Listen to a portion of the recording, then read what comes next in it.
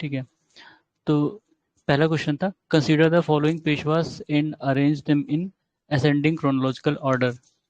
रघुनाथ राव यानी रघुबा, बालाजी बाजीराव, नारायण राव, बालाजी विश्वनाथ। ठीक है, इनको मतलब क्रोनोलॉजिकल ऑर्डर में बताना है, पहले कौन आया उसके बाद कौन आया उसके बाद। ठीक है, इस पहले क्वेश्चन तो के हिसाब होंगे से बालाजी विश्वनाथ ना। हाँ, पहले बालाजी विश्वनाथ। तो अगर हम ऑप्शन एलिमिनेट करना चाहें तो इसमें हो जाएगा, इसी में आया ना पहले पे। ए। ठीक है, ए वाला ऑप्शन। वैसे इनके भी पहले एक थे ना, बाजीराव थे शायद सबसे पहले, सबसे पहले शायद बाजीराव थे, फिर बालाजी विश्वनाथ, ये बालाजी बाजीराव ऐसे कुछ करके, फिर बालाजी विश्वनाथ, फिर बालाजी बाजीराव, फिर नारायण राव, और इसमें से सबसे आखिर में रघुनाथ राव था। ठीक रघुनाथ है। राव लास्ट में। हम्म सेकेंड क्वेश्चन है, consider the following statement with reference to early trade. There are references of numerous river ports in ancient India. There were large interports of goods and traffic. ठीक है, दोनों ही सही तो है। हाँ दोनों दोनों ही सही है सही है। इसमें तो। अर्ली ट्रेड का हमें मिलता है रेफरेंस कई जगह, मतलब रिवर पोर्ट का भी हाँ, मिलता है, और मतलब अब ये नहीं ये मेंशन है जो कि किस एज में। अर्ली का मतलब वैदिक भी मान सकते हो, हड़प्पा का भी मान सकते हो, ठीक है, दोनों का भी मान सकते हो। हम्म। इसने ये नहीं अरे बताया उधर कि हड़प्पा का या वैदिक का, तो आप दोनों को ही कंसिडर करोगे अर्ली एज। ठीक है, और उधर लार्ज इंटरपोर्ट जो तो होगा ही। साउथ में, हम्म साउथ में जो अरिकमेडु था वो यही था ना, हाँ हाँ, पोर्ट यही तो अरिकामेडु था। वगैरह भी थे। ठीक है, कुम्फुहार और ऐसे करके और भी थे। हाँ वो हाँ। उनके जो पोर्ट्स थे, तो दोनों ही चीजें सही हैं। ठीक है, तो both 1 and 2। Hmm, arrange the following Sen rulers of Bengal in ascending chronological order. Sen dynasty वहां रूल की थी, उन्हीं का ही वो करना है। तो इसमें से बल्लाल सेन, लक्ष्मण सेन, हेमंत सेन, विजय सेन। ठीक है, ये वो टॉपिक्स हैं जो नॉर्मली हम छोड़ देते हैं, या इसके जो इंपॉर्टेंट रूलर हैं उन्हीं को देखते हैं, तो इसीलिए ये टॉपिक जब पूछ लेता है तो दिक्कत होती है। ठीक है, इसमें जो है हाँ। सबसे पहला कौन लक्ष्मण है, सिंह हेमंत। लास्ट है। लक्ष्मण सेन ग्रेट, मतलब इंपॉर्टेंट रूलर था, इसलिए हम लोग को लक्ष्मण सेन याद है। ठीक है, हम्म। तो हाँ लक्ष्मण सेन शायद लास्ट भी था, तो हेमंत सेन पहला। ठीक है, अगर हेमंत सेन पहला है तो एलिमिनेट कर तो सकते इसमें तो हो। फिर एलिमिनेट हो जाएगा ना डी फिर, ऑप्शन। अगर लास्ट था हाँ, डी तो। ऑप्शन। डी तो में। तो इसमें सबसे पहला हेमंत सेन, फिर विजय सेन, फिर बल्लाल सेन और लक्ष्मण सेन। ठीक है, हम्म, तो इससे हो गया। फिर consider the following statement with reference to Bairam Khan. Akbar gave the title of Khan e Khana to Bairam Khan. This title was not given at the time of appointment of Bairam Khan as Wazir of Empire. ठीक है, first तो तो इसमें से ठीक कौन है, सा स्टेटमेंट सही है? सेकंड का पता नहीं। फर्स्ट ठीक है, दूसरा गलत है। खान खाना वाला सही है। ठीक है, हम्म। तो ओनली सी, मतलब ओनली वन। ठीक, अ, पहला मतलब अकबर ने ही उसको खाने खाना का दिया था, और बैरम खान वजीर जब था तब उसको ये टाइटल मिला था। अच्छा हाँ, इसमें नॉट गिवन दिया है। वजीर वो तब बना है जब अकबर रूलर मतलब रूलर बने थे। ठीक है, उसके पहले वो वजीर हम्म। नहीं थे। ऑल्दो उन्होंने ही अकबर को प्रोटेक्ट और वो किया था। ठीक है, पर तब वो वजीर नहीं थे। Write the descending order of the following state on the basis of their population as per census 2011। अभी क्योंकि नया सेंसस हुआ नहीं, तो जो भी क्वेश्चन आते हैं वो 2011 के ही उस पे आते हैं। ठीक है, तो डिसेंडिंग ऑर्डर पूछ रहा है पॉपुलेशन के टर्म पर। बिहार, आंध्र प्रदेश, सबसे उत्तर कम, प्रदेश, वेस्ट बंगाल। पहला सबसे तो कम उत्तर प्रदेश हो आंध्र जाएगा। प्रदेश। सबसे ज्यादा उत्तर प्रदेश। देखो, फिर बिहार। दो में उत्तर प्रदेश, तीन तीन एक चार बिहार, दो। एक एक ये है और हाँ, एक ये। 3 1 4 2, हाँ अब ए ऑप्शन होगा। हाँ, तीन एक ए चार दो डी। ऑप्शन मैम, डी है। D D. नहीं नहीं नहीं, डी डी डी, हाँ डी है। हाँ, ये ऑप्शन है, 3 1 4 2। हम्म। तीन 3 1 4 2। ठीक है, हम्म, फिर मैच द फॉलोइंग है, list one, list two and choose the correct answer using the code given below. तो लिस्ट वन में क्या है, रिपोर्ट्स हैं और कौन पब्लिश करता है वो चीज़ है। तो लिस्ट वन में human development report, world economic outlook, world investment report और इमिशन गैप रिपोर्ट, और उनको कौन पब्लिश करता है। ठीक है, तो उसमें है international monetary fund, united nation लिखा हुआ। Environment programme, united nations development programme, united nation conference on trade and development. ठीक है, तो तो ये एमिशन इसमें गैप वर्ल्ड रिपोर्ट तो इकोनॉमिक वो है। आउटलुक तो आईएमएफ हो जाएगा ना। देखो हाँ पहले वर्ल्ड का वर्ल्ड कौन सा इकोनॉमिक है? आउटलुक। तो पहले का 3 होगा और पहले का दूसरे 3, का देखो पहले का 3 बी इसमें का है, पहले का 3 इसमें है, और वर्ल्ड दूसरे बी इकोनॉमिक का का वन आईएमएफ, होगा, बी का वन। बी का वर्ल्ड 1 इकोनॉमिक आउटलुक। ठीक है, ये हो गया। बी का वन और तो मतलब सी का ए 4, ऑप्शन। ये हो गया, ये ऑप्शन सी हो का गया। 4 ठीक है। 3842, अब तो और थ्री डी वन का फोर टू इसका भाई। और एमिशन गैप रिपोर्ट यूएनईपी, अरे वो सॉरी यूएनईपी। ठीक है। वर्ल्ड इन्वेस्टमेंट रिपोर्ट कौन करता है? ट्रेड यूएन एंड कौन सा डेवलपमेंट, था, ट्रेड एंड, हाँ ट्रेड एंड यू डेवलपमेंट वाला, अंकटाड। यूएन सीटाड जिसको कहते हो, emission gap. World investment report. फिर consider the following events and arrange them in correct chronological order starting from the earliest to the latest last activity. अब ये schemes हैं और इनको क्रोनोलॉजिकल ऑर्डर में इसने कहा है। ठीक है। Pradhanmantri Gramodaya Yojana, rural employment generation programme, prime minister Rozgar Yojana, Valmiki Ambedkar Awas Yojana. ठीक है। सर ये वाला जो है प्राइम मिनिस्टर रोजगार योजना, ये तो 1993 में आई थी। और ये एम्प्लॉयमेंट कौन जनरेशन सा? प्रोग्राम ये शायद ये 2005 देखो, में आई थी अगर ये शायद। 1993 में है तो इसका मतलब ये सबसे पहली होगी इसमें से। हम्म। हाँ, तो डी, इसी में सबसे थ्री टू पहली पे है डी। डी। अगर थ्री करेक्ट टू है वन तो फोर आपका। ठीक है। ये हाँ पता है कि 3214। वाल्मीकि अंबेडकर आवास योजना अभी रिसेंट की ही है मेरे ख्याल से, बहुत पुरानी नहीं है ये।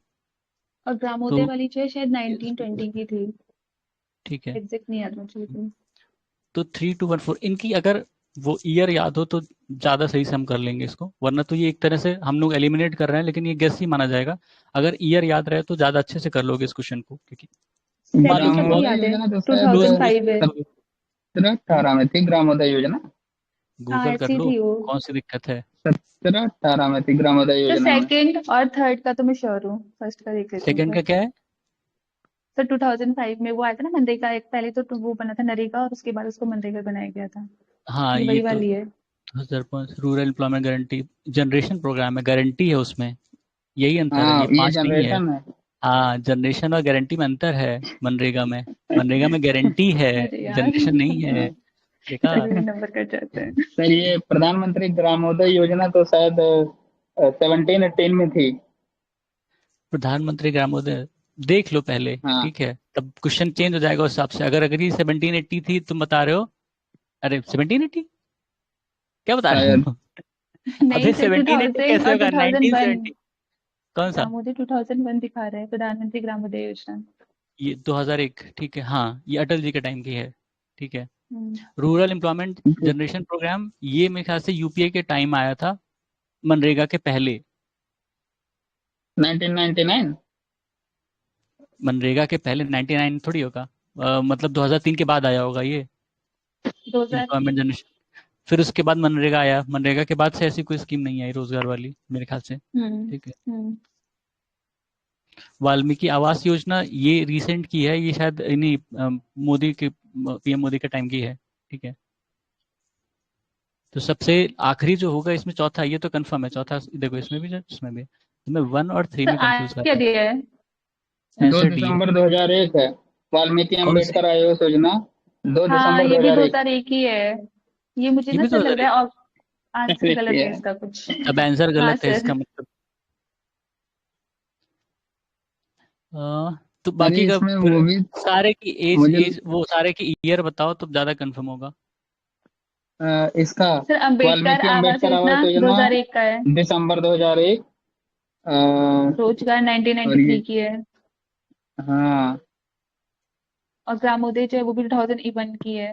और rural rural employment employment generation generation, programme ये किसका है? वो देख लेते हैं। ये 3 सही है ना? हाँ ये तीनों सही है। मुझे लग रहा है इसमें प्रधानमंत्री सर ग्रामोदय योजना और सर 1995 व- की है। 1995। बाकी सारे एज सही है सब में, वो ईयर। हाँ हम्म। तो अभी इस हिसाब से पहला तो प्राइम मिनिस्टर रोजगार योजना हो गया 1993। 32 3 थ्री टू 3214 ही वन होगा। फोर हाँ 1 सर। 4। हाँ सर थ्री सही टू ठीक है। वन है। फोर वो ठीक है, 2001 में ना वो होगा, मंथ का कुछ डिफरेंस होगा दोनों में। हाँ हो सकता है। ठीक है, आंसर सही है। The following list 1 and 2 show names of economists, authors, and their books respectively. Match list 1, list 2, and choose the correct answer using the codes given below.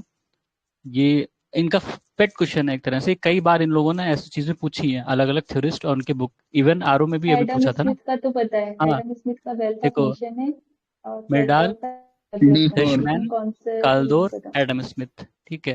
Adam Mrinal Smith का के क्या सबको है? पता है, तो इसलिए देखो इसने भी खेल खेला है, एडम स्मिथ सबको पता है ना। ठीक है। सर तो कैल्डर ये इकोनॉमिक गुन्नार डेवलपमेंट मृणाल से है है। ना? ये मृणाल हाँ वही गुन्नार मृणाल है ना? हाँ हाँ, हाँ, इस मिडा का भी ये है, मिराल का इकोनॉमिक है। Theory and under developed region है। हाँ ठीक है, इसमें सबका सामने सामने लिखा हुआ है, ठीक है।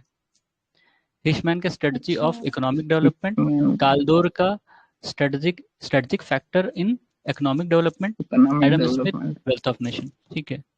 तो ये हाँ। अगर एग्जैक्ट बुक पता होगी तभी हम कर पाएंगे, अदरवाइज तो ये कंफ्यूज कर जाएंगे। इसमें ए आंसर है, सामने सामने लिखा सबका। Which of the following statement is not true about ecological niche, ठीक है।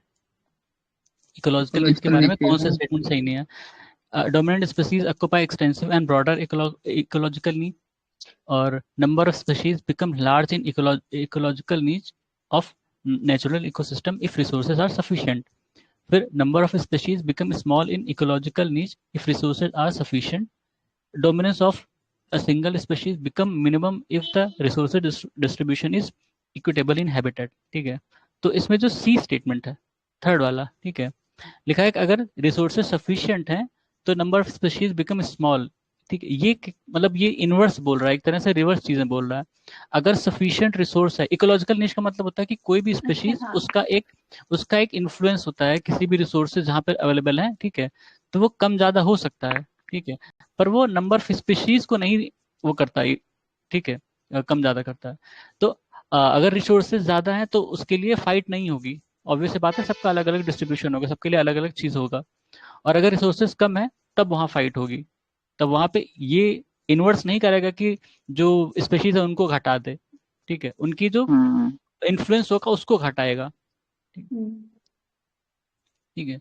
तो ये सी वाला गलत है इसमें। सर अच्छा, ये डी वाला ऑप्शन जरा इलेबोरेट कीजिए। Dominance of single species become minimum if the resource distribution is equitable in a habitat, ठीक है। मतलब मान लो कि शेर है, एक इन्वायरमेंट में शेर है, ठीक है। हम्म। अगर और शेर के साथ अलग जो बाकी और कार्निवोरस एनिमल हैं, ठीक है, तो शेर कब ज्यादा डोमिनेट करेगा? जब रिसोर्सेस कम होंगी ना, ठीक है। हाँ। मान लो कि इसने शिकार हम्म। किया और बाकी लोग को नहीं मिल रहा है, ठीक है, तो डोमिनेट कर रहा हाँ। है। लेकिन अगर बहुत ज्यादा वहां पे हैं, ठीक है, बहुत ज्यादा हार्बीवोर एनिमल हैं, तो वो उतना डोमिनेट नहीं करेगा, उसका डोमिनेंस कम हो जाएगा ना, वो मतलब उतना ही खाएगा जिसका जितना उसका पेट है ना, कि अपने आप को वो साबित करने के लिए कि मैं महान हूँ, है ना, अच्छा। हाँ हाँ हाँ। ठीक। वो इंसान की फितरत होती है कि अपने आप को महान साबित करता है, शेर वेर महान साबित नहीं करते अपने आप को, वो सब थ्योरेटिकल है, ठीक है। जानवर उतना ही हाँ। शिकार करता है जितना उसको खाना होता है। वो बाकी का उसका मतलब उसकी साहस और उसका डर है कि बाकी उससे डरते हैं, ठीक है, कि शेर सब पे हमला कर लेता है इसलिए बाकी डरते हैं। ऐसा नहीं कि वो डोमिनेंस स्थापित करना चाहता है कि नहीं हम जंगल के राजा हैं इसलिए हमसे डर के रहो, वो सिर्फ थ्योरेटिकल है, ठीक है। तो शेर उतना ही शिकार करेगा जितना उसको खाना है। अब कम शिकार है तो उसका डोमिनेंस ज्यादा लगेगा ना, कि वो सबको मार के खा ले रहा है। और अगर ज्यादा होगा तो भी उतना ही खाएगा, लेकिन बाकी लोग के लिए हिस्सा बच जाएगा ना, तो उसका डोमिनेंस कम हो गया एक तरह हाँ। से। फिर match list one and list two. Simlipal Orissa, Nokrek हाँ मेघालय, अगस्तमलाई केरला, मानस असम। ठीक है, तो 10th का डी, ठीक है। Consider the following statement, scientific investigation depend on commitment to practical ideas, honesty is particularly important in science, ठीक है। दोनों ही सही है स्टेटमेंट अपने आप में, 1 and 2 आर करेक्ट। इसमें कुछ वो नहीं पूछा एक्सप्लेनेशन वगैरह, ये पूछा है कि सही है कि नहीं, ठीक है। Scientific investigation depend on commitment to practical ideas, क्यों प्रैक्टिकल आइडियाज? साइंस में दो तीन चीजें होती हैं, एक जैसे आप कोई थ्योरी इजाद करते हो, फिर उसको प्रूव कैसे करते हो, उसके लिए आपको प्रैक्टिकल होना पड़ेगा। खासकर इंपेरिकल स्टडीज होती हैं, आप डाटा कलेक्ट करते हो हर चीज के बारे में, जो भी आपने थ्योरी दी है, जब तक उसको आप इंपेरिकली प्रूव नहीं कर देते हो कि हाँ ऐसा पॉसिबल है या ऐसा होता है, तब तक वो थ्योरी ही मानी जाती है, उसको उसको स्टैब्लिश साइंस नहीं कहते हो, स्टैब्लिश चीज नहीं कहते हो, ठीक है। जैसे कि जैसे कि हमारा जो यूनिवर्स है वो हम जानते हैं एक्सपैंड कर रहा है, कहा गया कि बिग बैंग थ्योरी हुई उसके बाद से ग्रह बने और नक्षत्र बने, ये सब एक्सपैंड कर रहा है। लेकिन ये थ्योरेटिकली अभी हमारे पास उसके प्रूफ नहीं है, उसको हम प्रूफ करने की कोशिश कर रहे हैं। जो साइंटिस्ट अभी क्यों इसमें लगे हुए हैं, क्योंकि उनके पास प्रूफ नहीं। वो नई नई थ्योरीज, नए नए एम्पेरिकल स्टडीज करते हैं कि प्रूफ हो कैसे भी करके, ठीक है। Which of the following is correct order of plant species from higher to lower order, ठीक है। तो सबसे पहले बायोलॉजी अभी वाले वो क्या बताओ होगा भाई, इसमें? ठीक है। प्लांट प्लांट किंगडम किंगडम, होगा सबसे पहले। फाइलम, हाँ, class, plant order. Kingdom, phylum, फिर क्लास, फिर ऑर्डर। हायर टू लोअर बोला है, सबसे ऊपर प्लांट किंगडम, फिर उससे नीचे प्लांट फाइलम, फिर किंगडम। क्लास, फिर फाइलम। ऑर्डर। ये 9th क्लास की बायोलॉजी के क्वेश्चन वैसे मुझे याद है, और मुझे याद है कि 9th क्लास से ही मेरी बायोलॉजी खराब हो गई थी। मेरी तो अभी भी खराब है। तब तक थोड़ा बहुत समझ में आता था, मैम ने इतना बढ़िया पढ़ाया कि एकदम वाइट वॉश हो गया, उससे वॉश आउट हो गया, फिर अच्छा सॉरी। वो सीएपीएफ वाला कराएंगे। देखते हैं, पहले इसको देख लें। कंसीडर द हाँ। Following statement with reference to justice party. Justice party south में एक्टिव थी, इतना पता है। The justice party opposed Congress by calling it a Brahmin dominated organisation. Second, it claimed the same communal representation for non-Brahmins as the parliamentary reform had given to Muslims. ठीक है, ये इसका तो क्या है? देखना पड़ेगा, देखना ये पड़ेगा, नहीं ये पता। नहीं पता। इसका इसका दोनों आउट ऑफ सही है। सिलेबस आ गया। हाँ, जस्टिस पार्टी साउथ में एक्टिव थी। कभी कभी तुम जब डीएमके या ये लोग बोलते हैं तो तुम जस्टिस पार्टी का जिक्र सुनोगे, ठीक है। ये आज़ादी के टाइम ही वहाँ पे एक्टिव थी, और ये मतलब एक तरह से ब्राह्मण के खिलाफ भी थी, क्योंकि ये कास्ट मूवमेंट से जुड़े थे। और प्लस ये जो नॉन ब्राह्मण कास्ट थी उनके लिए ज़्यादा चीज़ें मांगते थे, ठीक है, कि क्योंकि उनको लगता था कि वो डोमिनेट किए गए, सताए गए, इसलिए उनको ज़्यादा चीज़ मिलना चाहिए। तो इसीलिए जैसे पार्लियामेंट्री रिफॉर्म में मुस्लिम्स के लिए अलग इलेक्टोरेट दिया गया था, ये मांग करते थे कि नॉन ब्राह्मण्स को मिलना चाहिए, ठीक है। ऑल्दो वो मतलब नहीं कितना फ्रूटफुल होता है या नहीं होता, क्योंकि ब्राह्मण की पॉपुलेशन कहीं भी ज्यादा नहीं है, ठीक है, लेकिन उनका डोमिनेंस बहुत ज्यादा है हर जगह, हर क्षेत्र में। तो इसलिए वो थोड़ा सा उनको दिक्कत थी उन चीजों से। फिर consider the following statement with reference to the workers and peasant party. Workers and peasant party, the Workers and Peasant Party was formed in 1927 and was given the form of All India Organization. The objective of this party was to work within the Congress so that it could be made a more revolution inclined party and organization of common people. 14th. दोनों सही है। हाँ, ये दोनों सही है। दूसरा में तो सही लग रहा है। फर्स्ट वाले में डेट का हो सकता है दिक्कत कुछ। हाँ, देख लेना इसका डेट क्या दूसरा है। में तो सही लग रहा है। 1920, एक मिनट से चेक करती हूँ। चेक कर लो इसको। इसमें शायद स्टेटमेंट 1928 है। इसमें स्टेटमेंट 2 हाँ। सही है, स्टेटमेंट 1 गलत है, ठीक है। Worker and peasant party actually कई पार्टी जो कांग्रेस के अंदर ही बनी थी, ठीक है, वो जो बाहर के मूवमेंट हो रहे थे उनको देख के इन लोगों ने बनाया था, ठीक है।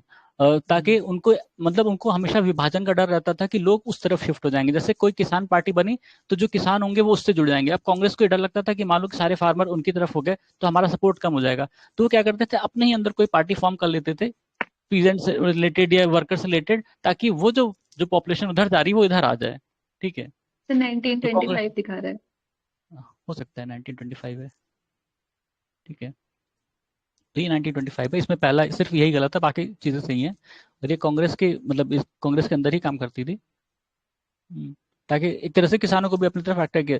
जब कई बार ऐसा होता था, although Congress party all India party थी और सभी मुद्दों पे थी एक तरह से, लेकिन उनका ये और भी रहता था कि जैसे कोई नई पार्टी बनी तो लोग उधर न खिसक जाएं, ठीक है। तो उनको उनको रोके रखने के लिए, अट्रैक्ट करने के लिए वो बना देते थे इसे। इसका सेकंड पार्ट सही है। हाँ, objective given of the this form party, of an all India organisation, ये सही है। हाँ, ऑल इंडिया ऑर्गेनाइजेशन का मतलब कुछ अलग से नहीं है, मतलब कि वो कांग्रेस के सिर्फ अंदर ही थी ना एक ये। एक हाँ, कांग्रेस के अंदर थी और पूरे भारत में काम करती थी बस। मतलब वो किसी एक रीजन के लिए नहीं थी कि यूपी के लिए बनी है या बिहार के लिए बनी है, वो पूरे इंडिया के लिए बनी थी।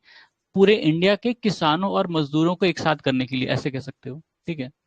अथवा ना, तो वो ऑल इंडिया फॉर्म का मतलब होता है कि पूरे भारत में फैली, ऐसा नहीं कि उन्होंने अलग अलग ऑर्गेनाइजेशन बना दिया है पूरे इंडिया में, ठीक है।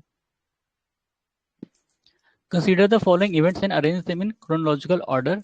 East India association, national Indian association, Indian society, Indian association. अच्छा क्वेश्चन है, बहुत बढ़िया क्वेश्चन है और ये बहुत कंफ्यूजिंग डेट क्वेश्चन है। नहीं याद है। अगर हाँ, अगर आपको डेट नहीं याद है तो ये पक्का नहीं लेगा, ठीक है, कितना भी गेस कर लो। तो इसमें इंडियन डेट बताओ भाई इसमें पहले। ईस्ट ठीक है, इंडियन इसमें east India association east India association कब बना था?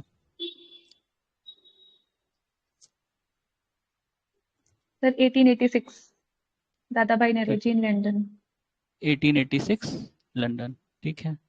दूसरा और नेशनल इंडियन ठीक है, इंडियन नेशनल एसोसिएशन 1875 बना था शायद, नहीं पहले कैसे बन जाएगा? सर वो 18 इससे हाँ सही बोल रहे हैं सर नेशनल इंडियन एसोसिएशन 1876 1876, ये पक्का? फिर तो सही सर दिक्कत है। अरे यही उसके यही दे रहा है कांग्रेस के पहले तो बहुत सारी ऐसी थी ना। हाँ, तो ये सब कांग्रेस के पहले की पार्टी जहाँ तक। इंडियन हाँ, सोसाइटी और इंडियन एसोसिएशन, ईयर बताओ, ईयर। इंडियन सोसाइटी ये उनसे रिलेटेड है क्या, मैडम बीका जी कामा से? किससे रिलेटेड है वो मत बताओ भाई, ईयर बताओ। ये हम कह रहे हैं नहीं याद क्रोनोलॉजी है। गूगल चेक खोल, करनी है गूगल, हाँ देखना गूगल पड़ेगा। लेके, गूगल खोल के बैठो, उसको सर्च करो तुरंत। इंडियन सोसाइटी तो एग्जैक्टली एक मिनट सर इंडियन एसोसिएशन 1876 का है और Indian society ma'am national Indian ये- एसोसिएशन है, इंडियन एसोसिएशन नहीं है नहीं, नीचे सर वाला इंडियन इंडियन एसोसिएशन एसोसिएशन है। भी है वो। हाँ, ये कब है? 1876। 1976 1876। हैं? अबे 19 में बता 1876 रहे हो? 18 ये भी? 18 यार इतना अरे सर कंफ्यूज मत सुनिए करो ना, तुम लोग। इसमें हाँ, सुनिए सुनिए, इसमें लिखा है the Indian national association often known as the Indian association was founded in 1876 by Surendranath Banerjee and Anand Mohan Bose. तो दोनों सेम है क्या फिर? पता नहीं। सर इसमें ना अब बड़ा इसमें तो कंफ्यूज कर यही रखा है दिखा रहा देखिए सर सुनिए ऐसे दे रखा है इन्होंने the national Indian association can refer to district organisation Indian national association 1876 और नेशनल इंडियन एसोसिएशन 1870 नेशनल है। Indian association 1870। हाँ अगर इसको 76 मान लो और इसको 70 मान लो, इंडियन सोसाइटी कब बनी? तो वो तो शो ही नहीं कर रहा इंडियन सोसाइटी बनी थी कि नहीं, रुको देखते हैं। ये दिखा रहा है 1860s एंड 1870s 1865 नहीं तो लंदन इंडियन सोसाइटी है ईस्ट इंडिया एसोसिएशन और इंडियन एसोसिएशन 1872। 1876 इसका भी तो है। नहीं, नहीं इंडियन सोसाइटी सर है देखिए 1872, Anand Mohan sir Bose. 3 year sir हाँ 3 ईयर दिए हैं यहाँ पर लंदन इंडियन सोसाइटी दी 1865 और ईस्ट इंडिया एसोसिएशन 1866 और इंडियन एसोसिएशन देखा, 1876 वही तुम लोग गलत कर आ रहे हो, ये 1866 है। ठीक है, अब देखो आगे सीक्वेंस में, पहला, दूसरा, तीसरा, चौथा। 1 2 3 4 1 2 ईस्ट 3 इंडिया 4। एसोसिएशन, इसको लिख लो अलग से भी, ठीक है, अपने पास नोट्स में लिख लो। East India association 1866, national Indian association 1870, Indian society 1872 और इंडियन एसोसिएशन 1876। ठीक है, यही इसका सीक्वेंस भी है। स्क्रीनशॉट नहीं आएगा? कर लेंगे हम स्क्रीनशॉट। फिर नहीं आ रहा है। अरे कर देंगे हम बाद में। Consider the following events and arrange them in correct chronological order starting from the earliest to last activity. Royal Indian navy revolt, announcement of cabinet mission, formation of interim government, arrival of a UK parliamentary delegation in Delhi। Sir मुझे बस एक की date याद है कौन सी? सबसे ये last में वाला? शायद ये इंडियन गवर्नमेंट इंटरिम। हाँ, अनाउंसमेंट ऑफ कैबिनेट मिशन नहीं, डेट बताओ, डेट। तुम लोग ये गेस क्यों कर रहे हैं भाई? डेट नहीं आ रही तो सर्च कर लो ना, जरूरी थोड़ी कि गेस करो। सर एक मिनट रॉयल इंडियन देखो इसमें ना सबसे लास्ट में ये इवेंट हुआ था। 2 सितंबर रॉयल, 1946। देखो इतना मुझे पता है कि रॉयल इंडियन नेवी रिवॉल्ट सबसे आखिरी में हुआ 1946 था। उसके फेब पहले 1946 कैबिनेट मिशन का अनाउंसमेंट हुआ था, आई नहीं थे। देखो इसमें अनाउंसमेंट लिखा है, आने को नहीं बोला है। ठीक है, कैबिनेट मिशन सर आई बाद में थी, अनाउंसमेंट पहले हुआ था। हाँ, इंटरिम गवर्नमेंट वाला 1946 है, 2 सितंबर 1946। सर इस हिसाब से सेकेंड तो ये गड़बड़ है सितंबर फिर 1946 क्या गड़बड़ है? तो कैबिनेट मिशन का अनाउंसमेंट हुआ था 24 मार्च 1946 और क्या है, एक मिनट, क्या बता, कितना डेट? 24 मार्च 1946 24 मार्च 1946 और रॉयल अनाउंसमेंट। इंडियन हाँ और रॉयल इंडियन नेवी हाँ, रिपोर्ट जो है वो फेब 1946 फेब 1946। ये कैसे हो सकता है? फिर तो ये बाद में होगा सर ये अनाउंसमेंट। डेलीगेशन वाला है मार्च 1946। देखो, फ्रॉम अर्लीस्ट टू लास्ट, सबसे पहले कौन हुआ इसमें, ये कब है? Parliamentary delegation, UK parliamentary delegation 9 अप्रैल थी रहे दिखा रहे थे इसमें तो 9 अप्रैल हाँ, कौन सा ईयर? 9 अप्रैल 1946 ही है सर तीनों सेम चारों सेम ईयर के हैं अरे नहीं लेकिन मार्च ही दिखा रहा है ये मार्च ही दिखा रहा है यूके मार्च यूके 1946 पार्लियामेंट्री के अकॉर्डिंग तो 1946 दिखा रहा है उसमें मार्च में। अब इसकी भी डेट में मार्च। गड़बड़ होगा फिर इसकी मार्च में डेट पहले होगी या बाद में होगी हाँ, तो अगर बस ये मोस्ट डेट, अगर कॉन्टेस्ट है अब देखो, अब तुम लोगों ने ये पूछा, मतलब ये डेट बताई है, देख लो, कंफर्म करो, ठीक है? तो इस हिसाब से सबसे पहले ये होना चाहिए 9 मार्च 1946। अर्लीस्ट नहीं, सबसे पहले ये होना नहीं चाहिए इससे इस पहले हिसाब वो से। रॉयल इंडियन नेवी ये रिपोर्ट ये बनी है गलत मुझे लग रहा है, चाहे जैसे। रुकिए सर दोबारा चेक करते हैं इसका 9 मार्च नहीं है जो आपने 9 मार्च लिखा है, तुम्ही लोगों ने 9 बताया है। अप्रैल है। अप्रैल है इसका, लेकिन उसमें थोड़ा मिसअंडरस्टैंडिंग हो रही है। यूके का जो पार्लियामेंट का वेबसाइट है उसके अकॉर्डिंग मार्च 1946 है, और जो गूगल का हाँ एआई है वो वो अप्रैल दे रहा मा- है अप्रैल दे रहा है वो। तो मार्च है और ये सर इसमें। हाँ, अब पता नहीं गलत कहाँ है। 9 मार्च, अगर चलो मार्च 1946 ना, हाँ ये कह रहे हो तुम लोग 1946, फिर तो उल्टा सीधा हो जाएगा इसमें। और खैर, सर ये वाला जो है जो ना royal Indian navy revolt mutiny जो है ये तो 18 फेब 1946 से दिखा रहा है 18 फेब, हम्म तब इसमें सबसे पहली एक्टिविटी तो यही हो जाएगी। 1 होना चाहिए इस ऑप्शन में ही नहीं वन है तो ऐसा कहीं नहीं है, ऑप्शन में कहीं नहीं है, ठीक है? ये क्वेश्चन ये गलत मेरे है ख्याल से इस पे बवाल हुआ था कि इन लोगों ने ऑप्शन सही नहीं दिया है, और इसमें जो आंसर हम्म दिया है वो ए, ठीक है, ये ए आंसर मतलब दिया है। ओ तो इनके हिसाब से 3। जो रॉयल इंडियन नेवी रिवॉल्ट है सबसे आखिरी में हुआ है इनके हिसाब से, ठीक है? फेब तो इसका मतलब फेब हो नहीं सकता, या तो ये 7 होगा, लेकिन हुआ तो 6 में ही है। हम्म,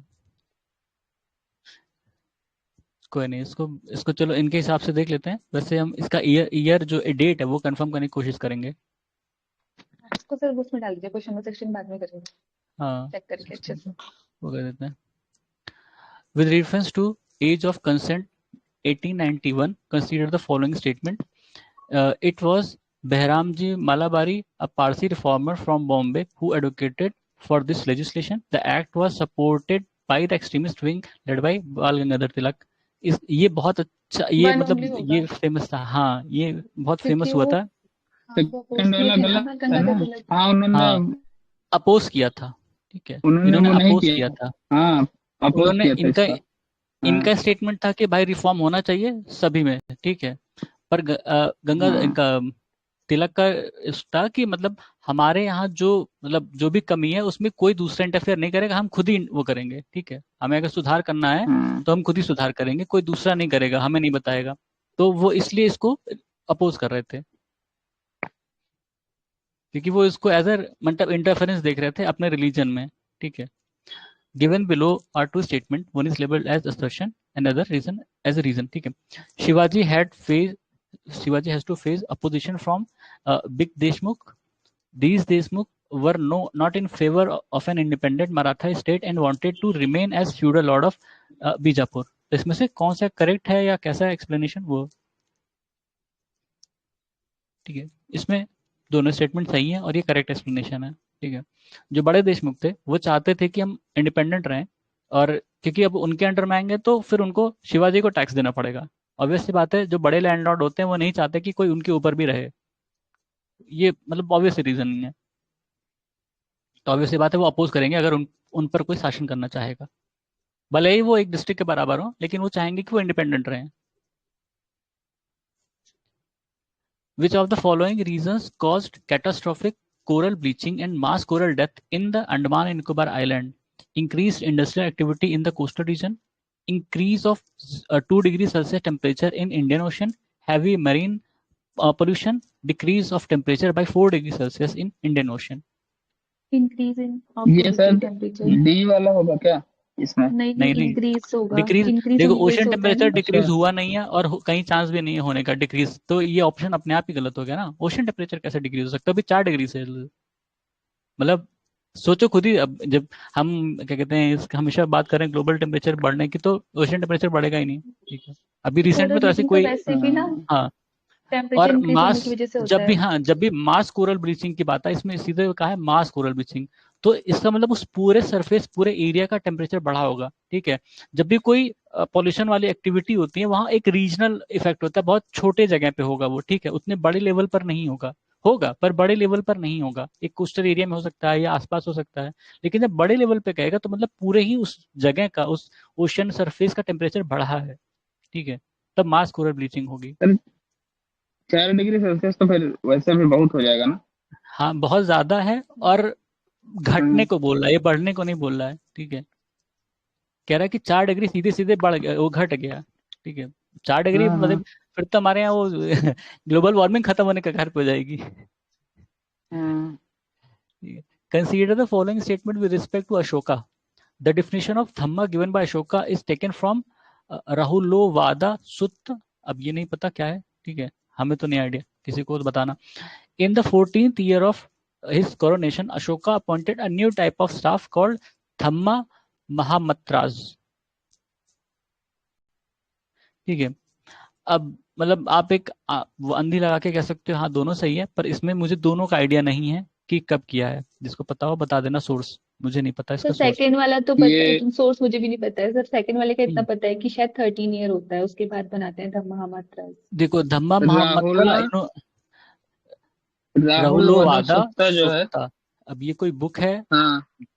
ठीक है, धम्मा की, मतलब धम्मा के उसके डिफिनेशन दी है फोकसेस इसमें। On importance of honesty and the practice of reviving actions before during लिखा एंड किसने आफ्टर। था?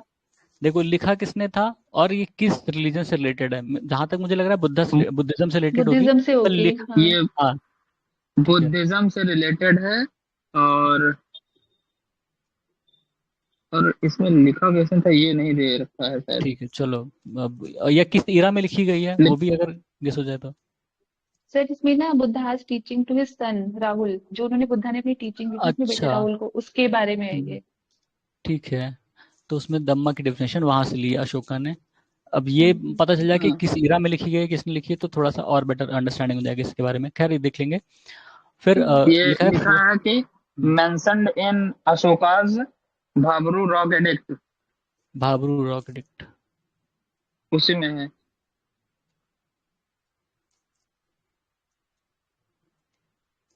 ठीक है, भाबरू रॉक एडिक्ट, बुद्ध, ठीक है। और ये अपने 14वें, मतलब जब उनके कोरोनेशन के 14वें साल में, ये एक नए तरह के स्टाफ इन्होंने अपॉइंट किया था, जिसका जिसका नाम था धम्मा महामत्राज, ठीक है। शायद ये धर्म का प्रचार करने के लिए होंगे। हम्म, धम्म महामात्र जहाँ ना, मतराज वही ऐसे होते थे कुछ। हाँ हाँ, हाँ। हाँ। जो उनके धम्म को वो करते थे, आगे बढ़ाते बताते थे। Which one of the following is not correctly matched? Article 153, Office of Governor, of Article 154, Executive Authority of the Governor, Article 155, Removal of Governor, Article 156, Terms of Governor।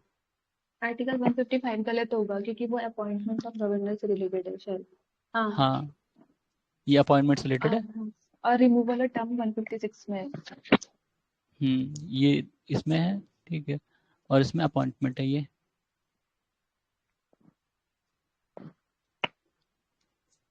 ठीक है। Which of the following is are stated in the Constitution of India? President shall not be a member of either of the House of Parliament. The Parliament shall consist of the President and both houses। कौन सा इसमें दोनों कह ही रहा है सही कि है। कॉन्स्टिट्यूशन में है? दोनों ही सही है, बोथ, ठीक है। कंसीडर ये द तो कह फॉलोइंग। रहे हैं हाँ क्या? President shall consist of the press parliament parliament shall है। consist of the president and both houses। हाँ हाँ ये ये है। अच्छा होता है। कंसिस्ट कर सकती है ना, ये कह रहा है। नहीं, नहीं समझो, पार्लियामेंट में करेगी। होते ही है दिनों।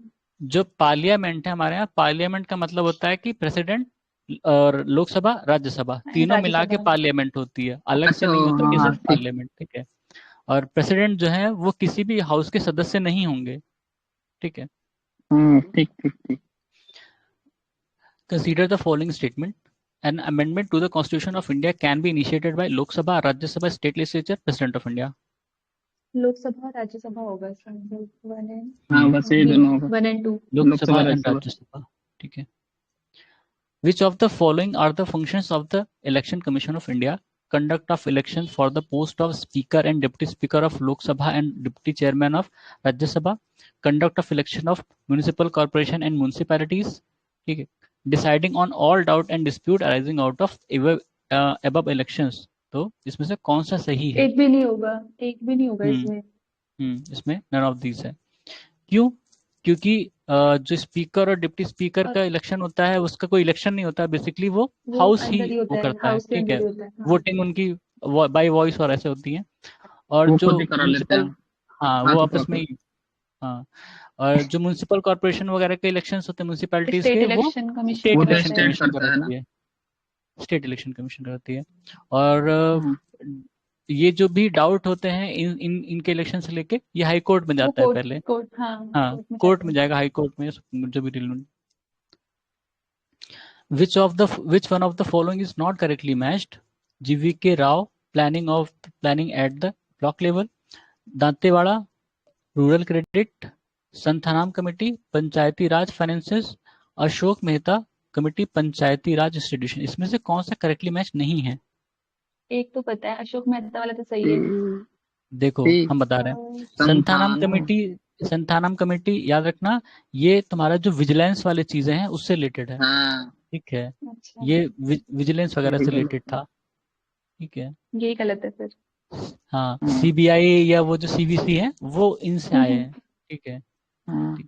तो यही गलत है इसमें, बाकी तो सही है। दांतेवाड़ा कमेटी रूरल क्रेडिट से GVK Rao planning planning at the block level, Ashok Mehta Panchayati Raj, बाकी सही है। ये विजिलेंस सर रिलेटेड है।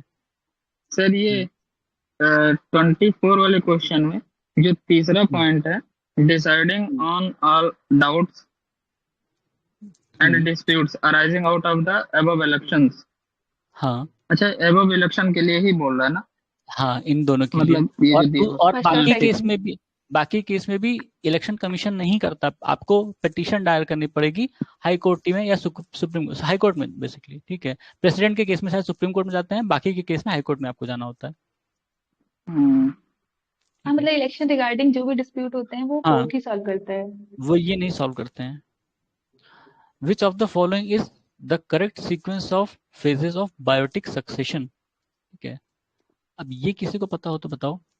देखो, axis, migration, reaction, stabilisation. D होगा। हाँ, माइग्रेशन, एसिस, रिएक्शन, स्टेबलाइजेशन। प्रवास, अस्थापन और प्रतिक्रिया, स्थिरीकरण, ठीक है। मतलब कहीं गए पहले और वहां माइग्रेशन से, होगा। तो पहले हाँ हाँ फिर वही चीज है। पहले माइग्रेट करेंगे, इस लास्ट में स्टेबलाइज सबसे हो जाएंगे। इसमें देखो, इसमें हाँ सबसे आखिरी में स्टेबलाइज होगा, तो वो सही है। इसमें भी स्टेबलाइज है, इसमें भी स्टेबलाइज है। सबसे पहले माइग्रेशन होगा, मतलब कहीं से कहीं जाओगे तब ये सारी प्रक्रिया होंगी।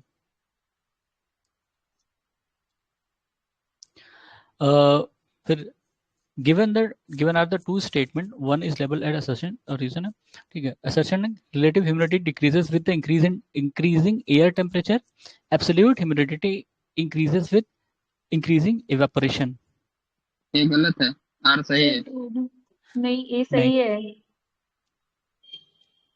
ये कहाँ सही है, इंक्रीज एयर सही दोनों टेम्परेचर है। होगा तो सर ह्यूमिडिटी कहाँ डिक्रीज होगी। सर अरे सर टेम्परेचर बढ़ेगा तो ह्यूमिडिटी डिक्रीज नहीं हो जाएगी फिर, मतलब ह्यूमिडिटी हाँ एजर्शन सही होना चाहिए।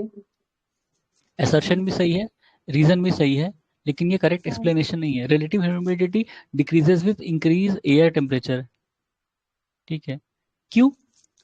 सो वार्मनेस अब बढ़ेगी ना, तो वार्मनेस बढ़ेगी तो हाँ, वाटर वेपर जो है वो थोड़ी सी कम मतलब हो जाएंगी ना, तो ह्यूमिडिटी ऑब्वियसली बात है डिक्रीज होगी। नहीं, जब जब टेम्परेचर बढ़ेगा तो उसकी जो कैरिंग कैपेसिटी होती है वो बढ़ जाती है, ठीक है। उसमें हाँ वेपर अभी भी उतने ही हैं, पर उसकी कैरिंग कैपेसिटी बढ़ गई, ठीक है।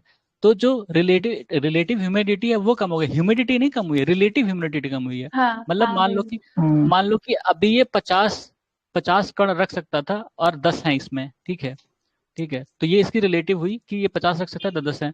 अब ये 100 रख सकता है, ठीक है। अब इसमें अभी भी इसमें 10 है, तो इसकी रिलेटिव ह्यूमिडिटी घटी है, ठीक है। टेम्परेचर बढ़ा, उसकी कैरिंग कैपेसिटी बढ़ी, लेकिन जो रिलेटिव ह्यूमिडिटी है वो घट गई। उसमें ह्यूमिडिटी अभी भी 10 ही है, ठीक है। अब उसको कैसे परसेंट में करोगे वो अलग चीज है। और फिर दूसरा क्या स्टेटमेंट है कि absolute humidity increases with increasing evaporation, ठीक है। एब्सोल्यूट ह्यूमिडिटी मतलब कितना हुआ कि जो मैंने बताया पहले कि ये 50 है और इसमें 10 है, तो ये जो 10 है ना, ये क्या कहते हैं, ये उसकी एब्सोल्यूट ह्यूमिडिटी है, ठीक है। ये 10 जो है उसकी एब्सोल्यूट ह्यूमिडिटी है। अब इवेपोरेशन बढ़ा, मतलब इवेपोरेशन बढ़ा तो इसमें 10 से 20 हो गया, ठीक है। 20 हो गया, अभी भी ये 50 है, तो इसकी जो एब्सोल्यूट ह्यूमिडिटी है वो बढ़ी है ना, बढ़ी।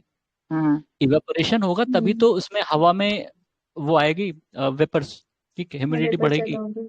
तो एब्सोल्यूट बढ़ा है जब इवेपोरेशन हुआ है।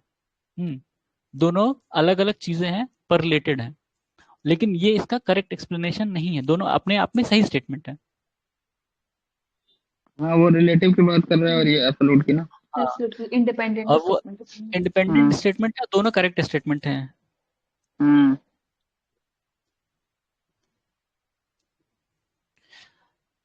फिर which of the following is correctly matched?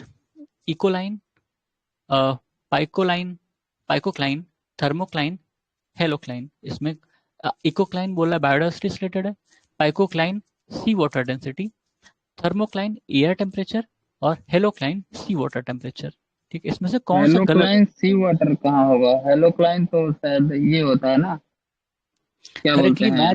Correctly match पूछा है भाई, करेक्टली मैच पूछा है, इसमें से कौन सा अच्छा, करेक्टली मैच है? फाइन।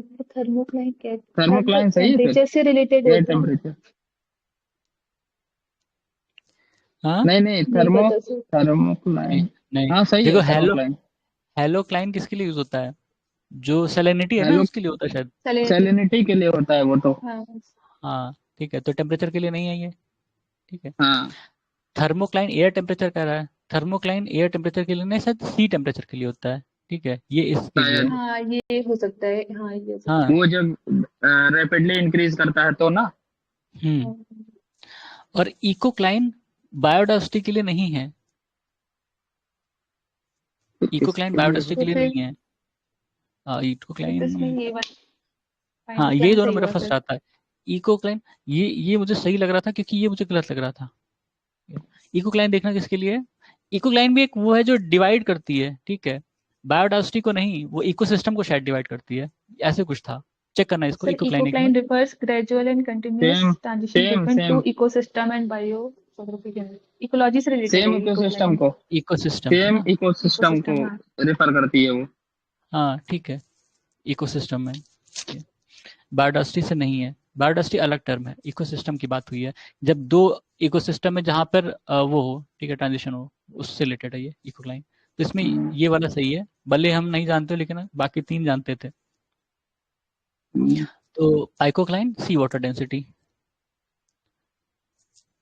फिर match list one list two and choose the correct answer using the correct codes given below. List one में क्या है?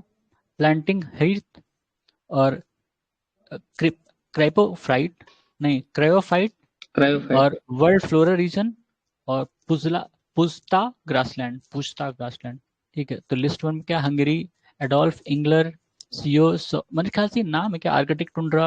अब ये किस चीज का नाम है हमें भी नहीं पता चल रहा है।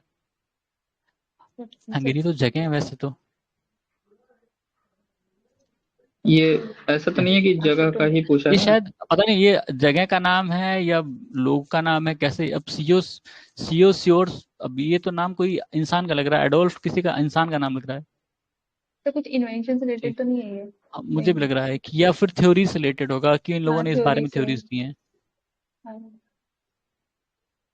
अब इसको चेक ये करना पड़ेगा गूगल पे। 28 अब ये देखना पड़ेगा है क्या चीज, कैसे रिलेटेड है, ये भी देख लेना। 28 इसमें जो वो इन लोगों ने करेक्ट किया था बी, ठीक है। पहले का 3 है, planting hearth refers to planting एक हर्थ थ्री। सीओस और कार्लोस और हाँ। प्लांटिंग हर्थ कार्लोस और तो कार्लोस आर कौन स्टेपी। था? ठीक है, क्रायोफाइट जियोग्राफर थे। स्टेपी आर्कटिक, ठीक है। वर्ल्ड फ्लोरा रीजन्स एडोल्फ इंग्लर्स और पुजदा ग्रासलैंड हंगरी। सर ये एडोल्फ हिटलर भी तो नाम ही लग रहा है। सारे नाम ही हैं। ये अब ये हंगरी हाँ, कैसे, ये ये नहीं पता। जियोग्राफर हैं। हाँ, ये ये मुझे ये भी नाम लग रहा प्लांटिंग है, ये भी हर्थ, नाम लग रहा है। आर्कटिक टुंड्रा और ये पता नहीं। प्लांटिंग हर्थ जो है ये कल्चरल तो कल्चरल एक हर्थ। एक बहुत वैसा आप गेस कर सकते हो।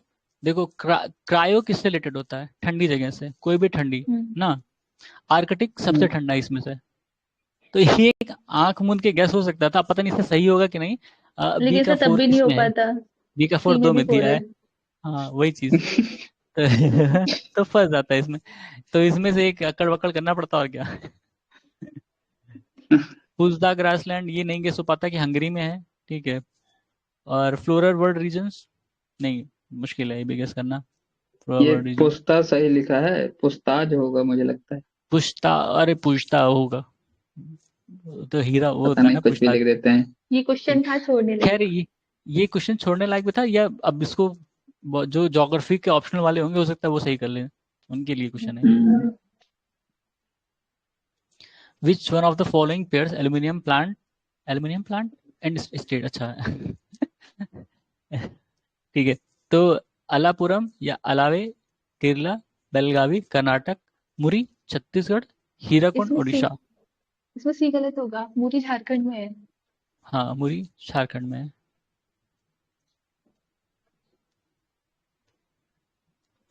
ठीक है। मुरी झारखंड में है, बाकी सही है। अलापुरम या अलाये केरला में, बेलगावी बेलगावी बेलगावी कर्नाटक में है, कर्नाटक में। ठीक है। पर एल्यूमिनियम के लिए जाना जाता है। और मुरी झारखंड में, हीराकुंड उड़ीसा में, सही। Which one of the following pairs national park या union territory is not correctly matched? Rajaji Uttarakhand, इसमें बी पिन होगा। वैली जम्मू कश्मीर, बांदीपुर कर्नाटक और सिमलीपाल उड़ीसा, ठीक है। Sir pin pin valley valley, Himachal Pradesh में है। हाँ पिन वैली एचपी में है, ठीक है, जम्मू कश्मीर में नहीं है, तो ये गलत है इसमें। Given given below are two statement, one is labeled as assertion and other region, the Himalayan are still rising, statement है, assertion है। रीजन क्या दिया? The Indian tectonic plate is colliding with Eurasian plate. तो ये दोनों correct, सही है दोनों ही सही है और दोनों और एक्सप्लेनेशन सही भी है। सही है, एक्सप्लेनेशन भी ठीक है। हाँ। ठीक है। तो जल्दबाजी में कोई ए ना मार देना, क्योंकि इसमें नॉट लिखा है। हैं? हाँ हमें मैं कर पहले देना। और नॉट लिखा है, देखा। कई बार होता है कि हम सोच, यही दिमाग में हमारे चलता रहता है ना कि करेक्ट एक्सप्लेनेशन पहले वाले पे लिखा होगा, यहाँ लिखा है नॉट करेक्ट एक्सप्लेनेशन। तो वो सी वाला है जिसमें करेक्ट एक्सप्लेनेशन है। ये मैच जानबूझ के लिस्ट वन गलत करने लिस्ट वाला टू, ही। हाँ वो इन लोगों ने बहुत खेला है इसमें। Match list one list two, choose the correct answer using the codes given below list, ठीक है। कोल रिजर्व है और स्टेट है। उतार, इब रिवर, ताता पानी, रमकोला और उमरिया, ठीक है। एक का मध्य पता प्रदेश, है। छत्तीसगढ़, ओडिशा, ताता झारखंड। पानी कहाँ है? उमरिया ताता मध्य जा प्रदेश में है। मतलब टीका में भाई सारे में दिया है टीका में। कौन सा उमरिया? उमरिया मध्य प्रदेश में है। डी उमरिया मध्य 3 में दे प्रदेश, दिया ठीक है। तातापानी लो छत्तीसगढ़ में, तातापानी। शायद। देखो, शायद। हुतार जो है ये झारखंड में है। अच्छा, एक का 3, तो एक देखो का 4, ताता पानी 2 में दिया है। छत्तीसगढ़ इसमें, सही है फिर। ठीक है, ठीक है। अब इब रिवर बताओ, इब रिवर कहाँ है? उड़ीसा में होगा, तातापानी छत्तीसगढ़। इब रिवर सर और नहीं पता ओडिशा, मुझे। तातापानी छत्तीसगढ़, ठीक है। तो कौन सा? सी, हम्म। ठीक है। फिर match list one list two, choose the correct answer. Canals है और रिवर्स है, कौन सा किस पे है? अपर बारी Doab canal, Sirhind canal, Gurgaon canal, Indira Gandhi canal, किस रिवर पर सर है ये? सतलज, यमुना, इंदिरा गांधी। सतलज, रावी, ब्यास इंदिरा और गांधी का होगा 3, डी का 3। सी, क्योंकि इंदिरा गांधी D का सतलज 3 रिवर ब्यास और गुड़गांव है यमुना पर। डी का 3 ये सही है। इंदिरा गांधी कैनाल कई उससे मिलके हाँ, है, ठीक है, सतलज सतलज रावी रावी और व्यास ब्यास। अपर तीनों से। बारिद्वार वे इससे तो रावी सही हो पहले जाएगा, रावी मतलब एलिमिनेट कर दिया सीधे अपर सीधे, बारिद्वार ठीक है। वे हाँ हाँ, जिसको हैं। डी पता होगा उसका हो जाएगा आंसर। हाँ, जिसको इंदिरा गांधी कैनाल पता होगा वो सही कर लेगा इसको, ठीक है। कई लोग सिर्फ इसको सतलज में जोड़ेंगे तो दिक्कत हो जाएगी, सतलज इसमें भी है, रावी ब्यास भी है इसके साथ, ठीक है, क्योंकि इंदिरा गांधी कैनाल बहुत दूर तक फैली है। हम्म, और पहले का चौथा है अपर बारी दोआब कैनाल, रावी रावी में पर है। है। और दूसरा का ए सरहिंद। सरहिंद कैनाल सतलज सरहिंद और सरहिंद सतलज सतलज में, और गुड़गांव तो पता है, यमुना यमुना। पर है। हाँ, गुड़गांव यमुना तो ऐसे ही गेस हो जाएगा भाई, ठीक है। सरहिंद शायद डैम भी है ना। नहीं नहीं, सरहिंद डैम नहीं है, ऐसे ही कुछ है जो तुम कह रहे हो, पर सरहिंद नहीं नाम है उसका। Hmm, which one of the following pairs crop or peculiarity is not correctly matched? State where rice is grown 3 times a year, West Bengal. Bihar's contribution to rice production 15.7%. State with largest area under rice production, Uttar Pradesh. ISO height that decides western limit of rice production 100 centimeter. ISO height, अब ये क्या था नहीं पता। ये सी वाला तो सही है। बिहार सही है। Contribution Bihar's sir contribution to rice largest production, area, largest sir area तो लार्जेस्ट यूपी में एरिया है। अंडर वेस्ट यूपी है पक्का। हाँ, जैसे यूपी है। हाँ यूपी के यूपी वेस्ट में बंगाल का कहाँ पड़ रही है? देखो, प्रोडक्शन कम होता है लेकिन इन इन लार्जेस्ट सुनो, एरिया ज्यादा है। इन अच्छा। तीनों की अपेक्षा, मतलब वेस्ट बंगाल, बिहार और हम्म, इसको देखोगे उत्तर प्रदेश को, तो पंजाब। इसमें यूपी का अच्छा ज्यादा ही है। अच्छा, प्रोडक्शन एरिया कम है, ज्यादा मतलब है। प्रोडक्टिविटी कम है हाँ हमारे यहाँ की, पर एरिया ज्यादा हम वो करते हैं एरिया ज्यादा कंज्यूम, है। हाँ। ठीक है। प्रोडक्टिविटी हमारे यहाँ का में सबसे ज्यादा प्रोडक्टिविटी आपको पंजाब में मिलेगी, ठीक है। हम्म, पंजाब में प्रोडक्टिविटी ज्यादा है लेकिन प्रोडक्शन नहीं ज्यादा है, ठीक है, क्योंकि टोटल प्रोडक्शन जो हमारे यहाँ ज्यादा है, या बंगाल में होता है कभी कभी, ठीक है। हमारा और बंगाल का थोड़ा कॉन्फ्लिक्ट चलता रहता है। तो बंगाल में 3 बार साल भर में उगाते हैं, ये भी सही है, उसकी वजह है, ठीक है, नदी की। हम्म। फिर Bihar contribution to rice production 15.7%, इसी में थोड़ा सा खेल है, ठीक है, इसी में ही खेल चेक है। करें इसको। बिहार, हाँ चेक करो, और ये भी चेक करो आइसो हाइट ये क्या है, decide western limit of rice production.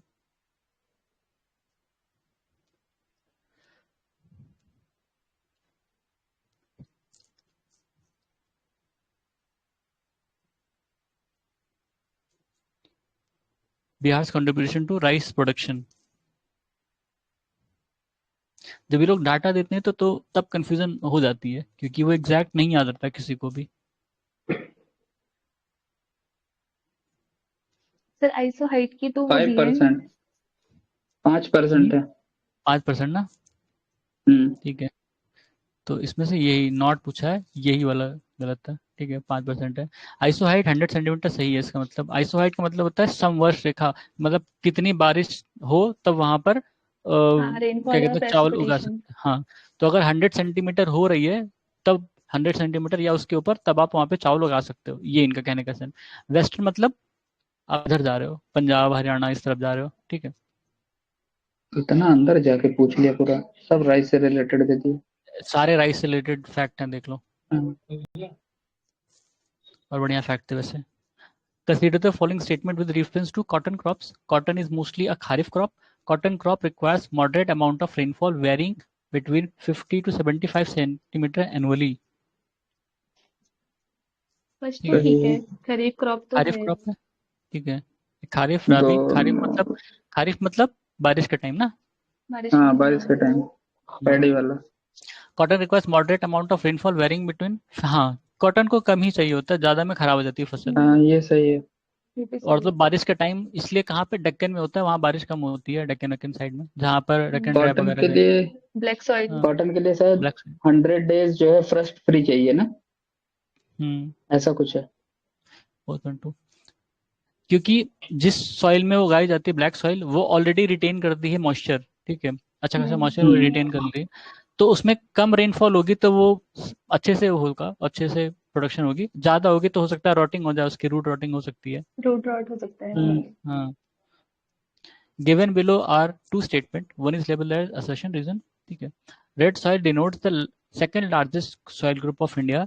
Red soil surround the black soil in the south east and north directions, ठीक है। दोनों ही सही है, दोनों सही हैं और करेक्ट रीजन एक्सप्लेनेशन नहीं है। एक्सप्लेनेशन सही नहीं है लेकिन अलग अलग स्टेटमेंट सही है। रेड सॉइल हमारे यहाँ सेकेंड लार्जेस्ट सॉइल ग्रुप है इंडिया में, और ये अक्सर वहां पाई जाती है जहाँ पर ब्लैक सॉइल्स हैं, उनके हाँ उसके दक्षिणी, आसपास। हाँ उसके आसपास। मतलब अगर यहाँ मान लो कि ब्लैक सॉइल है तो इसके साउथ में, ईस्ट में और नॉर्थ में, ठीक है। इस तरफ नहीं, वेस्ट में नहीं है, उसके इस डायरेक्शन में आपको मिलेगी। तो अपना ब्लैक सॉइल नॉर्मली इधर है, समझ लो क्या कहते हैं, महाराष्ट्र की तरफ, ठीक है, महाराष्ट्र और गुजरात, ठीक है। उसके ऊपर कह रहा है हल्का सा, और उसके इस डायरेक्शन में कह रहा है। सही है, रेड तो सॉइल 10 हमारे यहाँ साउथ हाँ में ही जाता है देखा जाए तो, और थोड़ा 10 बहुत क्लास की जो एमपी में होगा। ज्योग्राफी है ना, उसमें मैप भी हम्म है बहुत अच्छा इसका सॉइल का। तो थोड़ा बहुत एमपी में। अब सोचो इन लोगों ने कितना बढ़िया क्वेश्चन पूछा वहां से उठा के, ये क्वेश्चन अच्छा था वैसे। Match list 1 list 2 and choose correct answer using the codes given below the list. Name of city और period of being planned, Kanchipuram, Jaisalmer, Kodaikanal, Bhilai, ठीक है। Post independence, colonial Kodaikanal. Period, medieval period, ancient period. Kodaikanal Kanchipuram तो ancient. Asian period से होगा। हाँ कोडाईकनाल का है। यार ये तो थोड़ा सा मुझे, अच्छा नहीं, बोल क्या रहा है correct answer, name of city, period period of plan, plan कब किया गया ये पूछ रहा है, ठीक है। जैसलमेर, देखो कांचीपुरम, तो भिलाई तो कांचीपुरम तो कॉलोनियल में होना एंशियंट होगा। चाहिए। देखो कांचीपुरम तो एंशियंट ही सबको कंफर्म है, ठीक है। पहले का चार, हम्म, पहले का चार बी में ही है, ठीक है। एलिमिनेट कर सकते हो कांचीपुरम, तभी वो बना था एक तरह से। फिर और फिर भिलाई कॉलोनियल पीरियड होना चाहिए क्योंकि उसी टाइम पे जैसलमेर लगे थे ना। मेडिवल, मेडिवल में हो गया। और कोडाई कनाल कॉलोनियल पीरियड में। भिलाई नहीं पोस्ट सर, भिलाई इंडिपेंडेंस। होना चाहिए कॉलोनियल पीरियड। कैसे वो कॉलोनियल में? भिलाई जो स्टील प्लांट है कब बना है? स्टील प्लांट बनने के बाद ही तो उसको प्लान किया गया है। अच्छा। कई जो शहर बसे हैं वो जब वहाँ कोई बड़ी इंडस्ट्री लगी है, खासकर जो पोस्ट इंडिपेंडेंस के बाद, ठीक है, तब। जैसे हम्म, आपका गुड़गांव बना है, गुड़गांव कब बना है? पोस्ट इंडिपेंडेंस के बाद, ठीक है। गुड़गांव, चंडीगढ़, ये सब आज़ादी के बाद बने ना। वैसे ही ये ये भिलाई वाला है। भिलाई, या फिर जो आपके क्या कहते हैं, सिर्फ वो जो झारखंड में एक स्टील प्लांट है, कौन सा है वो, उसमें जो टाटा राउरकेला। वाला था, नहीं वो तो उड़ीसा में है, राउरकेला। वो तो उड़ीसा में है, हाँ।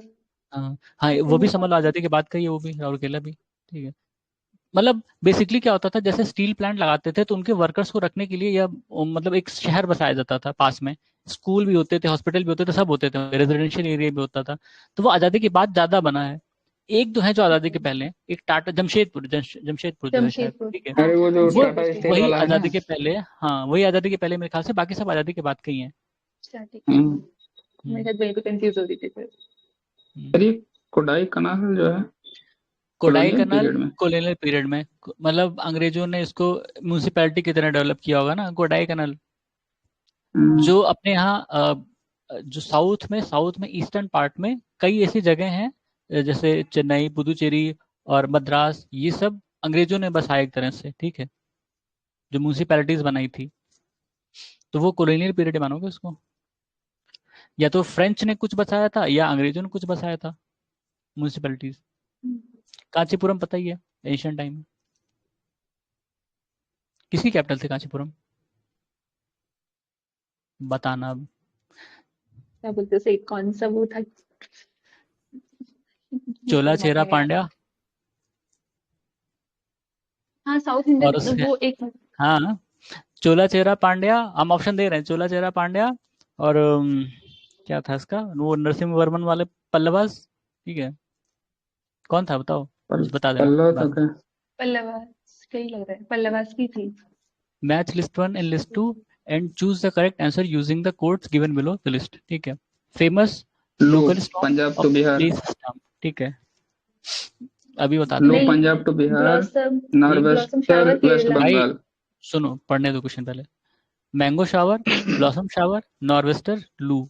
ठीक है। पंजाब टू बिहार और केरला, कर्नाटका कोस्टल एरियाज और वेस्ट बंगाल। अब बताओ। ब्लॉसम शावर केरला में है, बी का 2 दो दिए।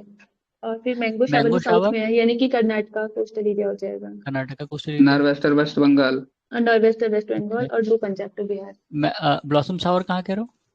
केरल। ठीक है, हैं? केरल। और nor'wester? C2 waste nor'wester Bengal है वेस्ट सर, बंगाल। नॉर्वेस्टर। लू पंजाब टू बिहार। 3241। ठीक है। और वेस्ट बंगाल एंड असम। ठीक है, हम्म। ये दोनों जगह हैं। नॉर्वेस्ट याद आया असम कुछ? होती आरो में क्वेश्चन है। ये मैं गलत करके चला है। अगर ये ठीक से एनालाइज कर तब लेते तो सही हो जाता। तब तभी मैं जो है, तभी मुझे ये याद है क्वेश्चन, मैं यहाँ आके देखा तो उसमें नॉर्वेस्टर था और एनसीईआरटी में नॉर्वेस्टर, ये दिया है। वेस्ट हाँ। बंगाल एंड असम। ठीक है, ठीक है। मैंगो शावर कर्नाटका, ठीक है, कर्नाटका कोस्टल एरियाज में मैंगो शावर इसको कहते हैं। और ब्लॉसम शावर केरला में है। नॉर्वेस्टर वेस्ट बंगाल और असम। लू पंजाब से बिहार तक है, ठीक है, जो गर्मी में चलती है लू। Which of the following pair is not correctly matched? ये देखो, कैपिटल है और कंट्री है। Naypyidaw Myanmar, Khartoum Ethiopia, Dublin Ireland, Ottawa Canada. है। भी गलत है, खार्तूम सूडान ये की है। इथियोपिया, हाँ, ये सूडान की है। खार्तूम में गलत है। इथियोपिया की क्या है? इथियोपिया वो है बताओ ना, जल्दी। एक मिनट चेक करती हूँ उसकी। कैपिटल तो याद होनी चाहिए। याद थी, मैं भूल गई। हाँ, एक मिनट रुकिए।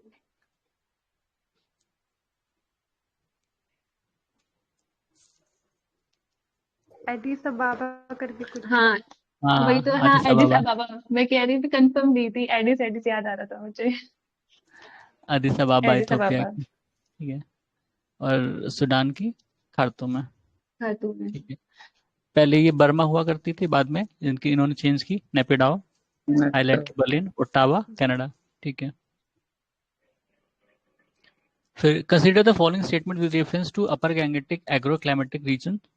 This region encompass central and western Uttar Pradesh, और this region has more than 130% irrigation in intensity and 140% cropping intensity. Upper Gangetic agro-climatic region के बारे में पूछ रहा है। ये नहीं पता। ठीक है। अपन गैंगेटिक मतलब पंजाब वो आ जाएगा ना? अपर गैंगेटिक में पंजाब कहाँ से आएगा? अच्छा नहीं नहीं, हाँ भाई पंजाब सॉरी तो सॉरी। यमुना के यूपी। भी पार है। यूपी का ही हाँ पोर्शन यूपी समझ और लो, यूपी। जो आपका हाँ ये बुलंदशहर के ऊपर के पोर्शन है। ठीक है, बुलंदशहर तक हाँ आपका ये वो है। ठीक है, तो बुलंदशहर और ये सब जो रीजन है, जहाँ पर गंगा और उनकी जो ट्रिब्यूटरीज बहती हैं। फिर ठीक है, वो तो ये तो सारे वेस्ट ये। UP side. स्पेशल हो गया ना। हाँ, ये यूपी स्पेशल का ही है। ठीक है, दोनों सही है हमारे यहाँ इसमें फिर। हमारे यहाँ यूपी में 9 एग्रो क्लाइमेटिक रीजन्स हैं या जोन्स हैं। ठीक है, हाँ यूपी में। ठीक है, 9 है। हाँ हाँ। और दिस रीजन इनके पास सेंट्रल एंड वेस्टर्न उत्तर प्रदेश। ठीक है, सेंट्रल और वेस्टर्न। ईस्टर्न क्यों नहीं कह रहा है, वेस्टर्न कह रहा है। हाँ, सही है, एक तरह से देखा जाए तो सही है, क्योंकि बुलंदशहर जो अपना है, वेस्टर्न ही सही बुलंदशहर। है हाँ, क्यों नहीं सही है? बुलंदशहर, अलीगढ़, ये सब गंगा के किनारे हैं, पता है, और वेस्टर्न पार्ट में आते हैं। सर। इसमें एक चीज और कॉन्सेप्ट लगा सकते हैं, वो ग्रीन रेवोल्यूशन वाला ना। वो कह सकते हो, वो तो अलग चीज है। जो इस क्वेश्चन के हिसाब से कह रहा है वो हम बता रहे हैं। गंगा ऐसे बहती हैं, ऐसे आती हैं। ठीक है, तो यहाँ हम्म कहीं पे बुलंदशहर है, यहाँ कहीं पे अलीगढ़ है। फिर ऊपर देखोगे क्या तुम्हारा मेरठ है। ठीक है, तो ये सारे हमारे हाँ वेस्टर्न यूपी में आते हैं। ये वेस्टर्न यूपी है ना, तो सेंट्रल और वेस्टर्न पार्ट। और यहाँ जाओगे तो मेरठ वगैरह है। ठीक है, तो सेंट्रल और वेस्टर्न पार्ट है। कानपुर आएगा तुम्हारा यहाँ, सेंट्रल में है कानपुर। हम्म। हाँ बोलो हाँ। वेस्टर्न भाई अपने शहर भूल रहे वेस्टर्न हो। अरे हाँ भाई हाँ, हाँ। सर वेस्टर्न कैसे आएगा? क्यों नहीं आएगा? नहीं, सेंट्रल सेंट्रल और वेस्टर्न वेस्टर्न बोल दोनों रहा है। होगा। अरे भाई, सेंट्रल और वेस्टर्न सही है। वेस्टर्न दोनों बोल रहा है। ये वेस्टर्न में तो है और ये यमुना सेंट्रल है। कान आई कानपुर गया। यमुना। यमुना भी देखोगे तो एक तरह से गंगा की ट्रिब्यूटरी है, उसको भी अपर गंगा उसमें बोलते हैं। ठीक हाँ, है। कानपुर सेंट्रल में आ गया, पर उधर हाँ, हम्म, बुलंदशहर आपका सेंट्रल में आता है कि वेस्टर्न में आता है? अलीगढ़ सेंट्रल में आता है कि वेस्टर्न में आता है? बागपत और ये मेरठ सेंट्रल में आते हैं कि वेस्टर्न में आते हैं? ये बता देना। वेस्टर्न में, ये सब वेस्टर्न में वेस्टर्न में आते हैं है, ना, ये सारे जितना वेस्टर्न में बोले आते हैं। हैं। ठीक है। हाँ, बिजनौर, आपका बिजनौर वगैरह सेंट्रल में आएगा, वेस्टर्न में आएगा? वेस्टर्न में आएगा। ठीक बिजनौर है। तो, बिजनौर वही उसी में है, अपर का वेस्टर्न ही में ही है। पार्ट है वो सब। ठीक है। हाँ, बेसिकली देखोगे, अगर वैसे डिवाइड करोगे तो अपर का ही पार्ट है। नॉर्थ में अपने, अगर नॉर्थ देखोगे तो पीलीभीत वगैरह नॉर्थ में आते हैं, पीलीभीत, खीरी, ये सब नॉर्थ में काउंट किया जाता है वैसे। ठीक है।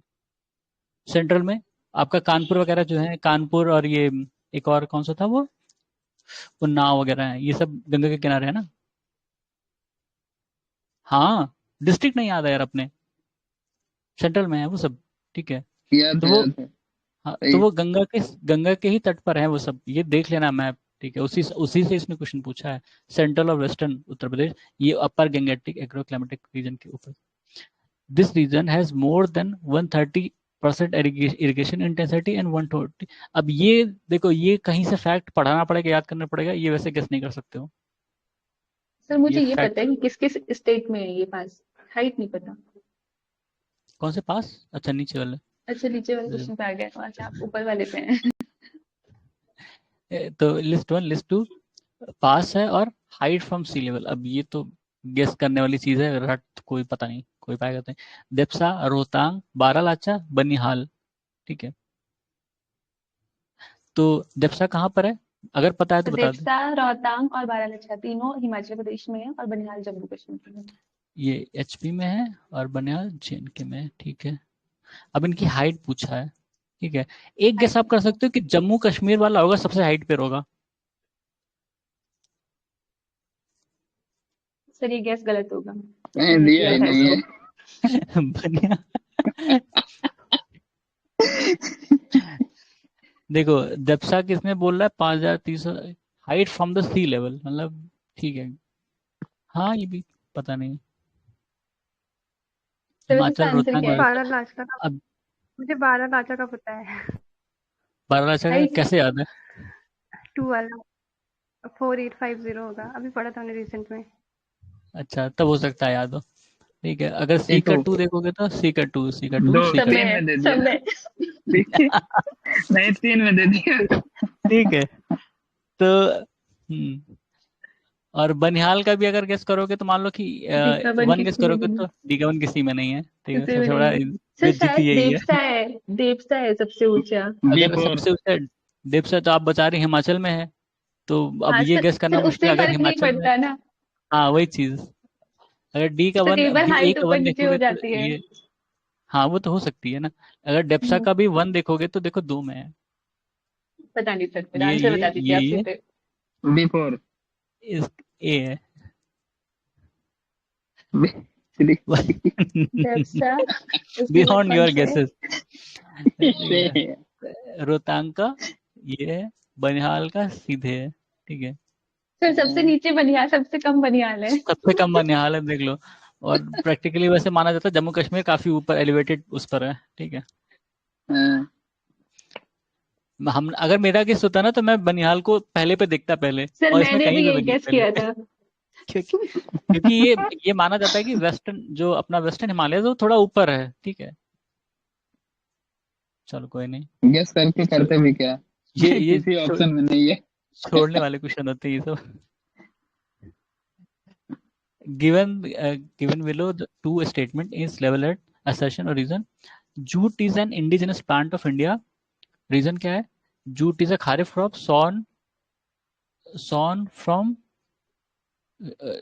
from February to June and harvested from July to October. ठीक है। सर ये रीजन भी हैं? गलत नहीं खरीफ, दिया इन्होंने, खरीफ क्रॉप का मतलब देखो, सीजन। अगर खरीफ ये कहाँ है?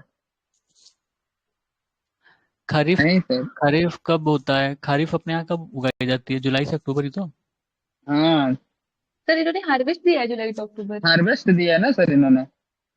गलत ही है। सोन किया जाता है फरवरी टू जून और हार्वेस्ट किया जाता है जुलाई टू, पता नहीं यार, हार्वेस्ट सोन वो फ्रॉम, तो ये पता नहीं ये खारिफ कैसे हो सकता है? फिर खारिफ तो हमारे यहाँ वो, बरसात में बोई जाती है और सर्दियों हाँ, में काटी जाती है। मई से और फिर अक्टूबर रबी ऐसे जो कुछ था, है, मई से सितंबर, मई या जून रबी से तो चलता ये है ना। गेहूं वाला हो और फिर गया ना, रबी, हाँ गेहूं वो दिसंबर में। उसमें सर्दियों में, हाँ सर्दियों में बोई जाती है और हाँ गर्मियों में काटी जाती है।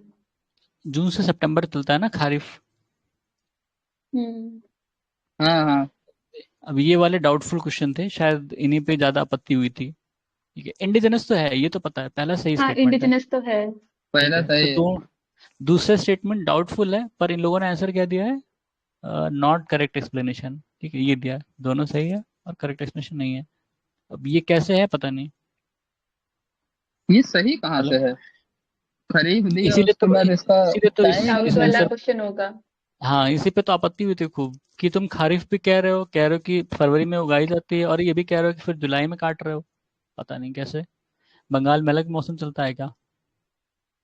लग तो रहा है। हाँ वो झूठ भाई बंगाल में ज्यादा होता है, तो वहाँ हाँ का पता नहीं।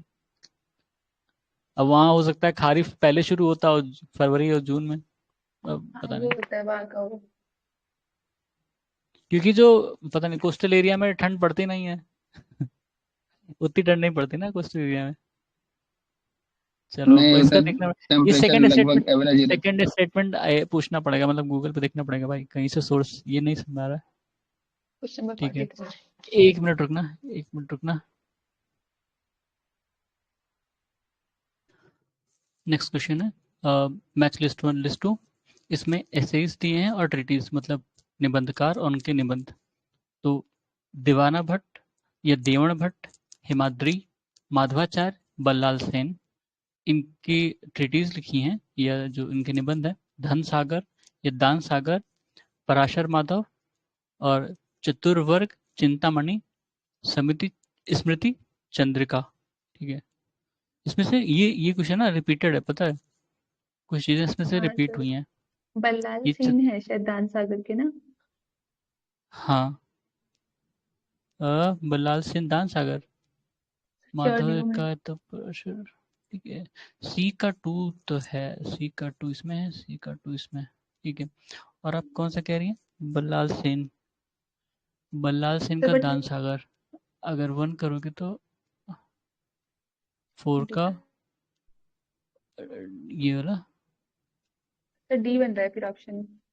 हम्म, हिमाद्री का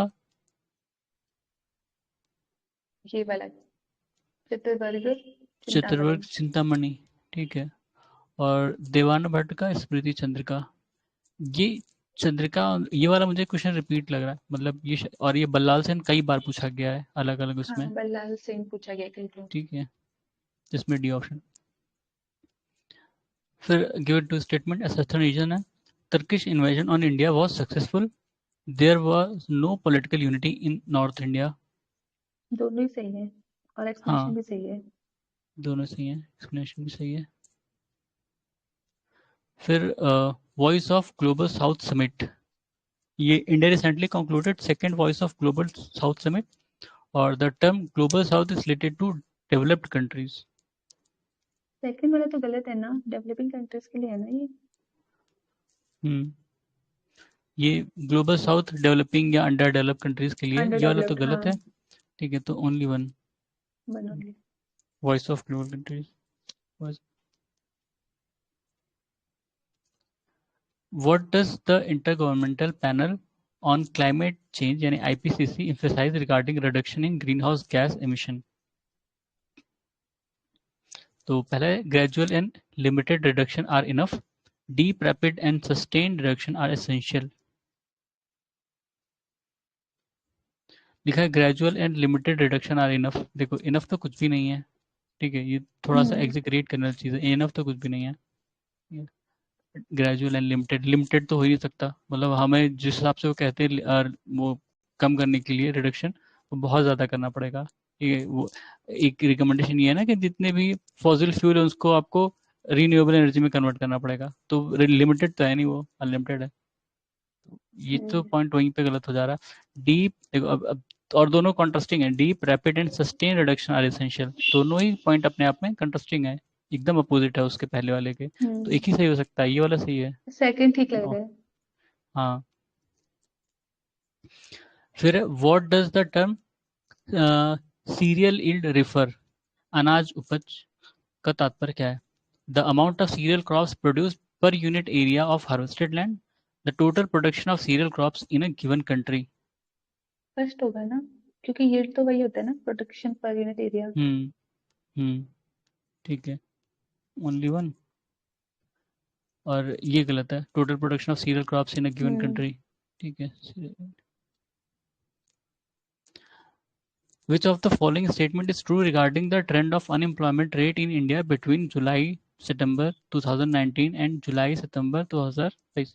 ठीक है, तो जुलाई से सितंबर 2019 का और जुलाई से सितंबर 2022 के बीच में ये कह रहा है कि जो ट्रेंड था वो क्या था? It remained same, it decline. Sir ये रिमेन सेम तो नहीं हो सकता है, क्योंकि हाँ, कुछ ना सेम कुछ तो तो वैरी कभी नहीं, करेगा ही। घटा ही सेकंड का है, नहीं पता। डिक्लाइन हुआ है।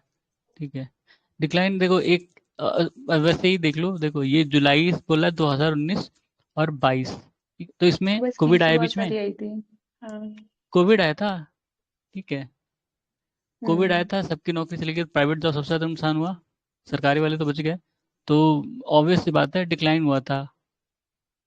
नहीं, ट्रेंड बोल रहा है, trend of unemployment rate in India, unemployment rate घटी है, सॉरी। ठीक है, वही सर, अनएम्प्लॉयमेंट हुई थी लेकिन अनएम्प्लॉयमेंट रेट घटी है। मतलब लोगों को एम्प्लॉयमेंट मिला है ज्यादा। हाँ, इस हिसाब से मतलब जो रिकवरी कहते हैं, रिकवरी भी तो हुआ है उसके बाद। हम्म। वो के शेप और जो भी थे, के शेप रिकवरी कहा गया था। हाँ, ठीक है।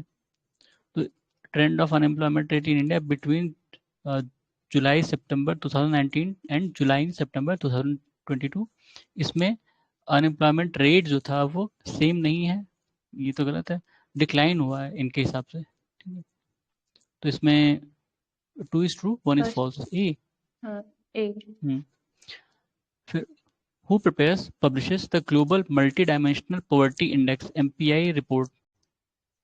ये कहता है ना, ओपीएचआई एंड यूएनडीपी।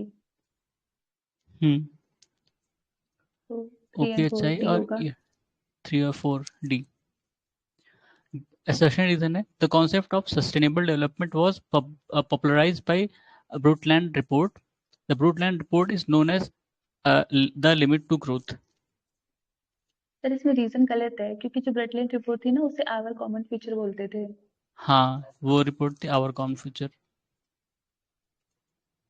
एसर्शन ठीक है आवर सर, कॉमन एसर्शन ठीक फ्यूचर, है। ठीक है, वो रिपोर्ट थी आवर कॉमन फ्यूचर। और ब्रुटलैंड रिपोर्ट, ये मतलब सस्टेनेबल डेवलपमेंट की डेफिनेशन इसमें एक तरह से दी गई थी। और ये ब्रुटलैंड हम्म। उनके नाम पे था जो इसके चीफ थे, मतलब वो कनाडा की कोई मिनिस्टर थी, उनका ही नाम था, उन्हीं के नाम पे ये रिपोर्ट का नाम है, ब्रुटलैंड रिपोर्ट। ठीक है, तो D, A is true, R is false. Our common future था, ना कि द लिमिट टू ग्रोथ। ये लिमिट टू ग्रोथ उसके पहले कोई रिपोर्ट आई थी शायद, फिर उसके बाद ये नहीं पता। ये ब्रुटलैंड कमीशन बना था और ब्रुटलैंड ने आवर कॉमन फ्यूचर वो हम्म। दिया था। ठीक है, रिपोर्ट उसमें पब्लिश। ये था sustainable development. Consider the following events and arrange them in chronological order: world heritage day, world thyroid day, world no tobacco day, international day of light. जैसे मुझे एक ही पता है, वर्ल्ड नो टोबैको डे 31 में। वो तो 31 में। ठीक है, और शायद इसमें से मई में ही आता है थायराइड डे भी। नहीं याद तो है कितने दिन से। अब ये तो मुझे भी नहीं पता, वर्ल्ड हेरिटेज डे ये शायद मार्च में पड़ता है, हेरिटेज डे। थायराइड का नहीं पता है, इंटरनेशनल डे ऑफ लाइट इनका बता दो डे, मतलब किस दिन पढ़ते हैं। अब पूछा है तो भाई कहीं ना कहीं से आपको पता होना चाहिए।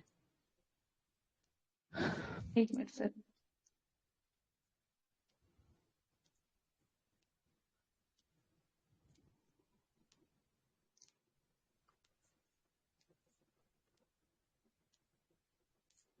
वर्ल्ड हेरिटेज डे कब है? मार्च में है सर क्या? 18 मार्च या अप्रैल, फेब? 18 अप्रैल। हेरिटेज डे 18 अप्रैल। ठीक है, और सर कौन सा था दूसरा? थायराइड डे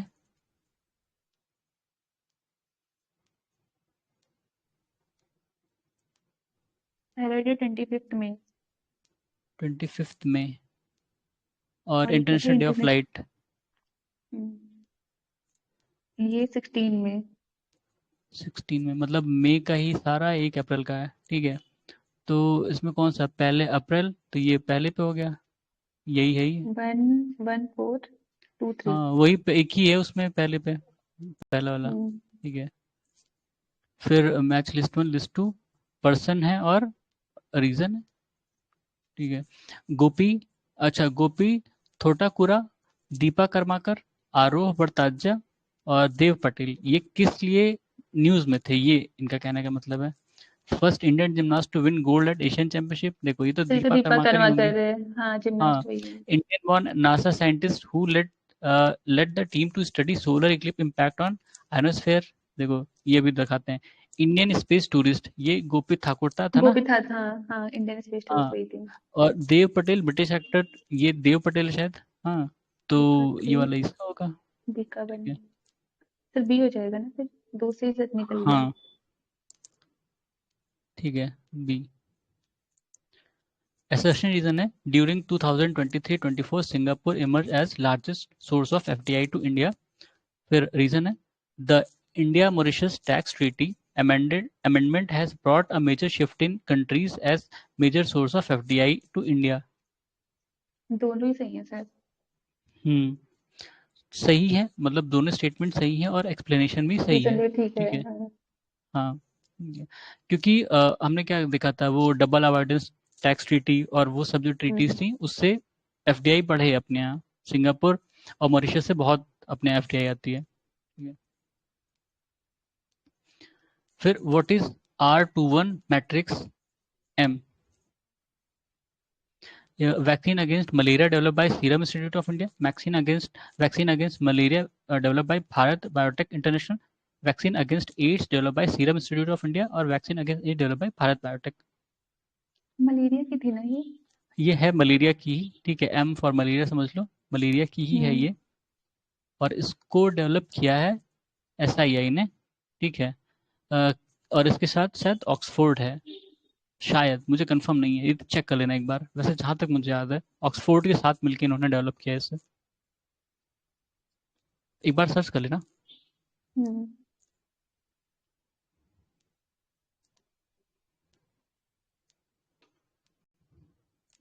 हाँ सर, ऑक्सफोर्ड। ऑक्सफोर्ड है ना। ठीक है, SII और ऑक्सफोर्ड, क्योंकि डेवलप ऑक्सफोर्ड वाले करते हैं, जो ऑक्सफोर्ड इंस्टीट्यूट है, और वो मैन्युफैक्चरिंग SII को दे देते हैं क्योंकि इनके यहाँ मैन्युफैक्चरिंग अच्छी है, मतलब थोड़ी सी चीप है और मास प्रोडक्शन अच्छा हो जाता है इनके यहाँ। ठीक है। तो कोविड की भी तो इन्हीं दोनों लोगों ने की थी। फिर who among following one the best actress award in uncertain regard category of Cannes film festival 2024। ठीक है, ये तो मुझे याद था, ये थी ना अनुसुईया सेन गुप्ता। अनुसुईया सेन गुप्ता। करंट अफेयर्स था, ये पूछ सकता है कहीं भी। ठीक है। With reference to Rudra M2 missile, which of the following statement is are correct. It is an air to air missile, it was tested in Rajasthan in May 2024। ठीक है। अब ये इसमें एक दिक्कत, दो दिक्कत है क्या, एयर टू एयर नहीं है एयर तो। टू एयर मिसाइल नहीं है। ठीक है, ये तो पता है, ये गलत है। अब ये डेट जो दिया है ये थोड़ा सा दिक्कत है। ठीक है, डेट तो हमें नहीं आती, करंट अफेयर में मेरा सबसे ज्यादा गलत डेट के चक्कर में हुआ। इसमें बोला है कि it was tested in Rajasthan, Rajasthan में तो क्या हो सकता है। वैसे मिसाइल ज्यादातर व्हीलर आइलैंड से टेस्ट होती हैं अपने यहाँ, ना कि राजस्थान में, जो आंध्रा वाला है वो, वहां पे टेस्ट होता है ज्यादातर सर अक्टूबर मिसाइल्स वगैरह। 2020। अच्छा, और कहाँ से। ये वाली जो मिसाइल है सर, अक्टूबर 1 में। व्हीलर आइलैंड पे, या APJ अब्दुल कलाम उसी का नाम रखा गया था शायद। ये तो इसमें नहीं दिया, चेक करना पड़ेगा आगे। और ये सैम है ना, सैम मिसाइल है, सरफेस टू एयर है शायद।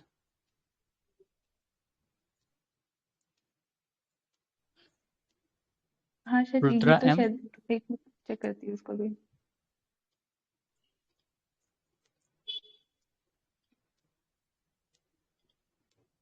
इसको ढंग से देखिए ना गूगल पे। रुद्रा M मिसाइल, एक मिनट रुको।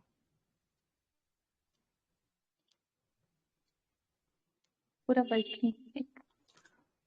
Ground attack anti radiation, sir air to ground में देखो चाहिए। Air to air to surface लिखा सरफेस। है, air to air to surface. Surface है ना कि एयर टू एयर। ठीक है। हाँ ये एयर टू सरफेस है।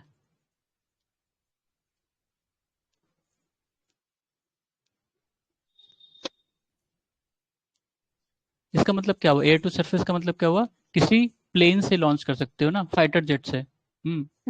आदमी तो हवा में जाएगा नहीं छोड़ने, ठीक है। तो अपने यहाँ कितनी तरह की मिसाइल होती हैं? एक सरफेस टू एयर होती हैं, ठीक है, हवा से मतलब जमीन से सतह पे मारने वाली। सरफेस टू सरफेस होती हैं, एसएसएम, ठीक है, यहाँ से लॉन्च किया वहां पे। और एक अब ये बताया एयर टू सरफेस है, सरफेस। ठीक है। तो सरफेस टू सरफेस में एक वो भी होते हैं ना जो शिप से लॉन्च करते हैं हम, ठीक है, शिप वाले भी होते हैं। हम्म। और एयर टू एयर होती हैं, एयर टू एयर मतलब हवा से हवा में मारना, हवा से ठीक है, हवा हवा में। से हवा में मारना।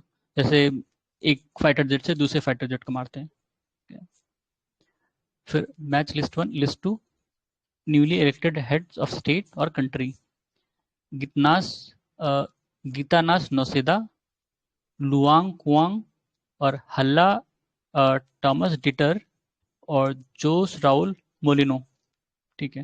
सर ये वाला तो ये वाला याद है, Luang Kong Vietnam. Luang Kuang Vietnam, C ठीक है। ऑप्शन है इसका। हाँ हाँ यही होगा फिर, इसी में है, लुआंग कुआंग वियतनाम, ठीक है। बड़े खतरनाक नाम है भाई, Lithuania, Panama, Iceland.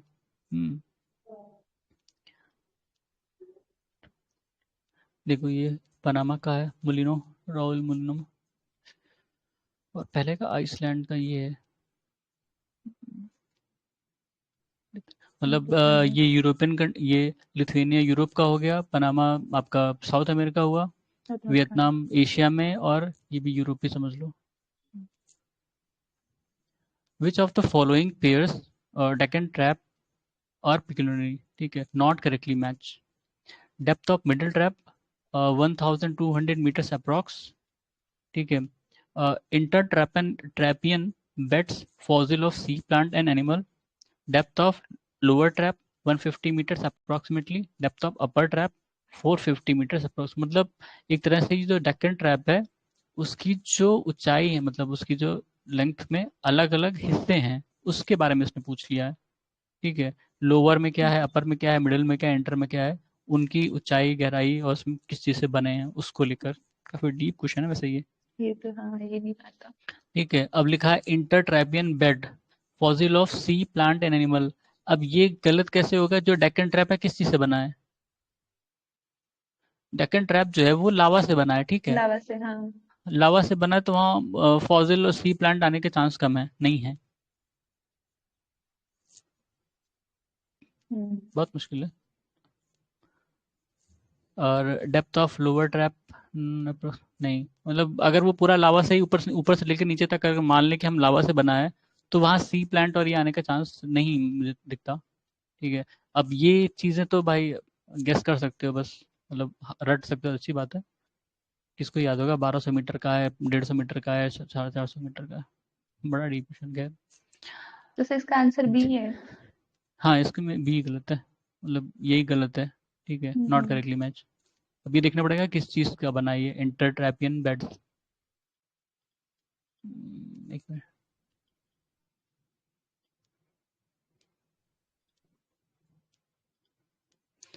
Late Cretaceous वाले देखो, intertrappean beds are late Cretaceous and early Paleogen geologic unit in India found in interbed between layer of Deccan Trap contains sediment that are soft fossiliferous providing valuable insight in terrestrial environment, ठीक है। देखो इसमें terrestrial environment के बारे में बोल रहा है उस जो भी सेक्शन है, तो सी बेड आने का चांस ही नहीं है अगर टेरेस्ट्रियल है तो। Given below are two statement, one is labelled assertion, second is reason। jet stream discovered during World War are high altitude easterly winds, ठीक है। और रीजन कह दिया jet stream flow with a speed of 300 to 500 kilometre per hour.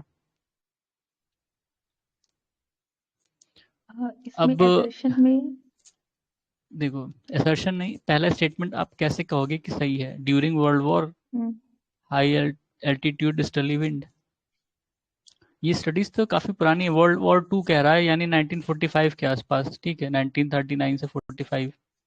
हाँ, और जहाँ तक हम जानते हैं कि ये क्लासिफिकेशन काफी पुराना है, बहुत पहले से ही इनको स्टडी की जा रही है जेड स्ट्रीम। देखो कब मिला, उसके बाद मिला है क्या? 1970 मिला होगा, या तो बहुत बाद में होगा या पहले होगा। वर्ल्ड वॉर से इसका क्या रिलेशन है, मतलब ये कैसे लॉजिकली, मुझे नहीं समझ आ रहा। Jet stream discovered during world war 2 are high altitude easterly winds, और ईस्टर्ली विंड कह रहा है। जेट स्ट्रीम तो से रिलेटेड ना। जेट स्ट्रीम ऐसे ऐसे बहती है ना, वो ईस्टर्ली तो नहीं है, ये इनका डायरेक्शन ये होता है ना। वेस्टर्ली। तो हाँ, एक मिनट चेक करना।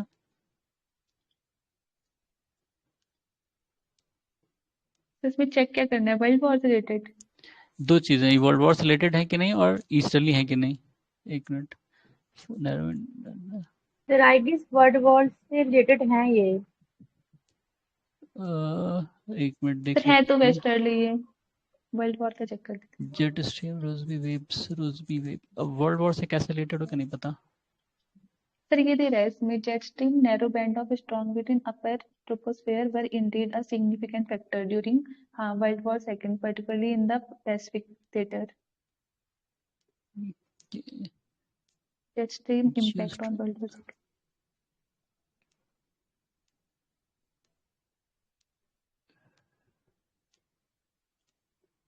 Jet stream Rossby waves,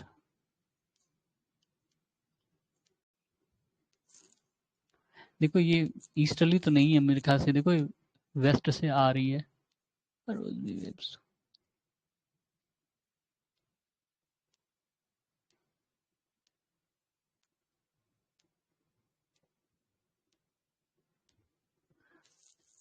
easterly है ये, पता नहीं, इसमें तो नहीं दिया ऐसा। देखो, R part of upper level westerlies, ठीक है, इसमें ईस्टर्ली बोला है,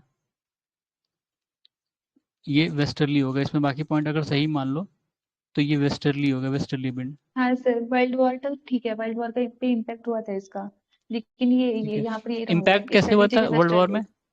तो इसमें वर्ल्ड वॉर दिखा पे तो रहा है, इम्पैक्ट, मतलब कुछ रीजन दिया है?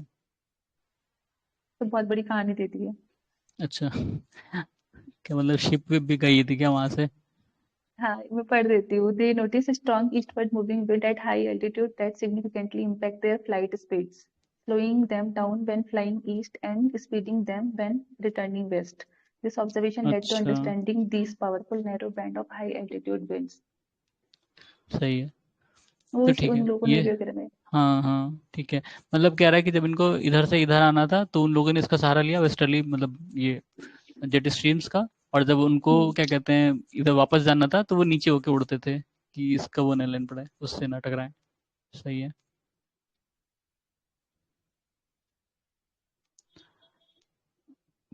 फिर तो इसमें ए इज फॉल्स और आर इज ट्रू ना, क्योंकि पहला गलत है, दूसरा सही है। Hmm. Match list two and choose the correct answer using the code given below list, ठीक है। कंट्री माउंटेन, तो Spain, France, Switzerland, Bulgaria, Italy, और माउंटेन्स दिए एल्प्स, एपेनिन, पायरीन या पेरेनीज, बाल्कन। स्विट्जरलैंड तो एल्प्स होगा, और बुल्गारिया का बाल्कन। किसका और सिंगापुर। सर ए होगा। देखो एल्प्स कहाँ पर है? म्यांमार पर है ना सर? एल्प्स कहाँ कर है ये देख लो, बल्गेरिया। बल्गेरिया के पोर्शन में एल्प्स आएगा?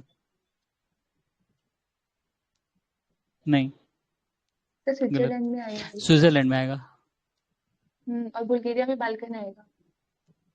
बल्गेरिया में बाल्कन आएगा, नीचे है।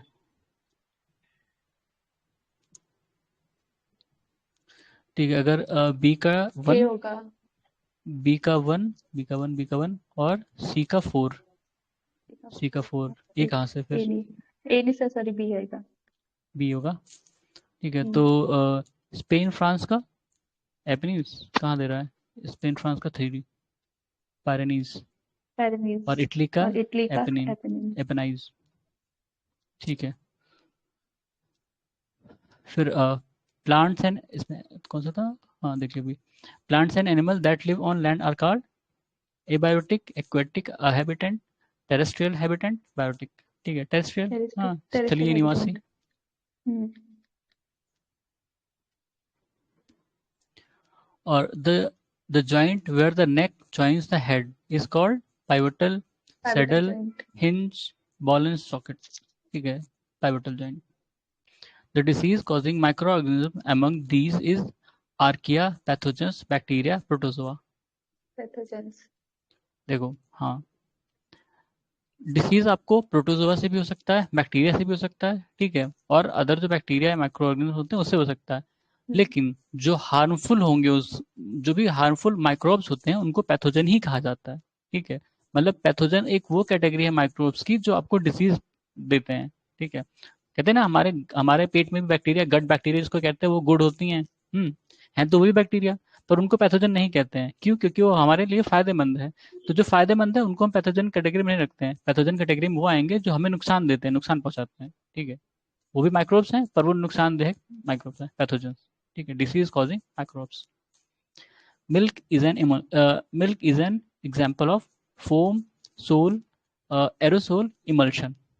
Emulsion. इमल्शन क्यों? इमल्शन होता है मतलब ना, क्या होता है? इमल्शन मतलब कि एक ऐसा मिक्सचर दो चीजों से मिलके बना हो जो आपस में कभी मिक्स ना होते हो। ठीक है, जैसे दूध और पानी, वो हमें दिखता है कि मिक्स है, लेकिन जब आप वहाँ उसको हीट करेंगे तो पानी उसमें से इवेपोरेट हो जाएगा, है ना, दूध नहीं इवेपोरेट होता, है ना। वो तो फिर दो वाली ऐसी प्रॉपर्टी चीजें, लगती है ना, वो कोलाइडल हाँ सॉल्यूशन वाली प्रॉपर्टी लगती है, सोल और वो। वही, तो दो चीजें, एक ऐसी चीजें जो मिक्स नहीं होती हैं।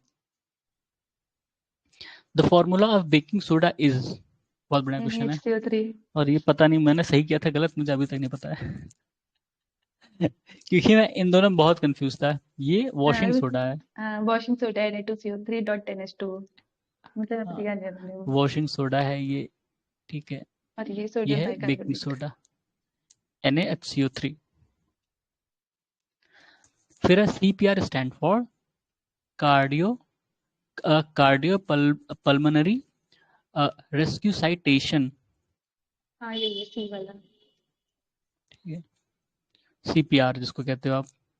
हम्म, फिर the only vein that carries oxygenated blood is pulmonary vein, Pulmonary. Systemic vein, cardiac vein और हिपैटिक पोर्टल वेन। ठीक है, पल्मोनरी वेन। Pulmonary vein. ठीक है, diabetes is most common disorder associated with kidney, gall bladder, liver, pancreas. Pancreas.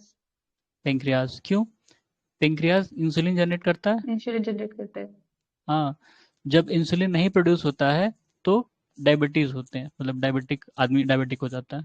या अगर insulin सही से नहीं प्रोड्यूस हुआ या कम प्रोड्यूस हुआ या उसकी मात्रा सफिशिएंट नहीं हुई तो इंसान डायबिटिक हो जाता है। The recent global pause during COVID-19 pandemic was caused due to SARS-CoV-1, SARS-CoV-2. SARS-CoV-2, H5N1, MERS-CoV-2। ठीक है, SARS-CoV-2 था ये। A bus covers the first half of certain distance with speed v1 and second with speed v2. The average speed during the whole journey is, ये मैंने solve किया था, इसका ये आंसर था जहां तक है फिर बी आएगा। पता है। 2B1, हाँ, हाँ 2B1 V2 अपॉन सॉल्व करें, V1 आता V2। है, आता ही होगा। ठीक है, देखो मुझे पता है। कहाँ गया रेफर के लिए, ये खुला था। देखो अगर T1, देखो इस क्या होता है, speed equal to distance upon time. तो टाइम कितना हुआ, डिस्टेंस अपॉन स्पीड। ठीक है, उसमें कह रहा है कि एक सेक्शन है उसमें एक डिस्टेंस कवर करनी है, तो पहले में D1 एक ये है, ठीक है, D1 और D2 ऐसे ले लो। और यहाँ नहीं क्योंकि स्पीड वो डिस्टेंस सेम है, वेलोसिटी 1 और वेलोसिटी 2, और इस हिसाब से तुम टाइम में ले सकते हो। ठीक है, T1 और T2। ठीक है, तो पहले सेक्शन के लिए आप निकाल लो टाइम कितना ले रहा है, T1 equal to D by two होगा, हाँ, और इंटू 1/V1, ठीक है। तो यह d अपॉन 2V1। ऐसे ही T2 के लिए आप कह सकते हो कि d अपॉन 2V2, ठीक है। अब कह रहा है कि टोटल टाइम कितना लगा, यानी T1 plus T2 equal to, अब ये और ये ऐड कर लो, तो d 2V1 plus d 2V2 equal to, इसको इससे मल्टीप्लाई कर दो, इसको इससे मल्टीप्लाई कर दो, तो हो गया 2dV2 plus 2dV1 upon 2V1 into 2V2 equal to, कुछ गलत कर दिया शायद, नहीं सही है, ठीक है। तो 2D V1 plus V2 upon 4V1 upon V2, ठीक है, नहीं इंटू V2। अच्छा, ये हमने केवल टाइम कर लिया था, speed time equal to distance upon speed ना। इसमें एक चीज मिस हो रही है कुछ,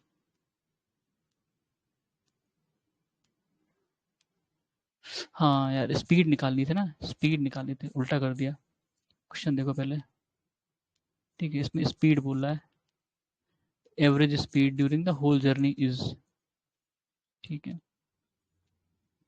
तो वहां पे होगा डिस्टेंस अपॉन टाइम, तो डिस्टेंस तो d ही रहेगा पूरे का, और टाइम जो हमने ये निकाला, ठीक है, 2dV1 प्लस V2 और अपॉन 4V1 इंटू V2। अब वही ऊपर जाएगा ये, यहाँ से डी काट दो, यहाँ से ये काट दो, अब ये सॉरी, ठीक है, 2V1 into V2 upon V1 plus V2, हाँ, ठीक है, यही आंसर है। मतलब जैसे इसमें फर्स्ट हाफ बोल रहा है डिस्टेंस और सेकेंड हाफ, तो उनकी टाइम निकाल लो और उसको speed equal to distance upon time में रख दो। तो टाइम यहाँ पे आपका जो था वो पहले T1 और प्लस T2, ठीक है। तो जब यहाँ जो ये T1 और T2 की वैल्यू आई रही होगी ना, T1 और T2 की, वो जब यहाँ रखोगे तो ये आंसर आ जाएगा। Which one of the following pair is not correctly matched regarding peculiarities of Ramganga project? अब देखो, रामगंगा प्रोजेक्ट है, इसने लेंथ ब्रेथ सब पूछ लिया है। डैम्स लेंथ इतना है 825.8 metre, hydro power generation capacity 198 megawatt, location Garhwal Uttarakhand, irrigation area 6 lakh hectare. अब मुझे इतनी बस एक चीज पता है, पिक्यूलियरिटी तो हमको लोकेशन। इसमें कुछ नहीं पता है, ठीक है। गढ़वाल उत्तराखंड सही है, और हाइड्रो पावर जनरेशन मुझे भी आइडिया नहीं कितना जनरेट करता है, और इरिगेशन एरिया भी नहीं आइडिया है, और हाइट तो छोड़ ही दो, ठीक है। ये जिसने पढ़ा होगा उनके लिए, वैसे इसमें आंसर डैम के लेंथ पर है, ठीक है, यही गलत माना है, नॉट का यही गलत है। वो कितना मीटर है नहीं पता। Consider the following statement with reference to cultivated area of some countries of the world in comparison to USA. China and Japan, India has highest geographical area under cultivation. ठीक है, India's location in tropical monsoon region helps diversified crops all throughout the year. ठीक है, इसमें अगर देखोगे तो सही है, मतलब हमारे यहाँ जो जोग्राफिकल एरिया अंडर कल्टीवेशन है इन कंट्रीज से ज्यादा है, ठीक है। जापान वैसे ही छोटा कंट्री है, ऑब्वियस बात है, उससे ज्यादा होगा। चाइना इंडिया से बड़ा, यूएसए भी इंडिया से बड़ा है, पर उनके यहाँ जो कल्टीवेशन जहाँ पे होता है वो कम एरिया में होता है। चाइना के जो ईस्टर्न पार्ट है ना, कुछ ईस्टर्न पार्ट है, वहां पे बहुत ज्यादा प्रोडक्शन होता है, और उनकी प्रोडक्टिविटी हमसे बहुत ज्यादा है। उनके यहाँ प्रोडक्शन एरिया कम है, पर उनकी प्रोडक्टिविटी हमसे बहुत ज्यादा है, ठीक है। हाँ, तो इसलिए उनका कई चीज़ों में हमसे प्रोडक्शन ज़्यादा है।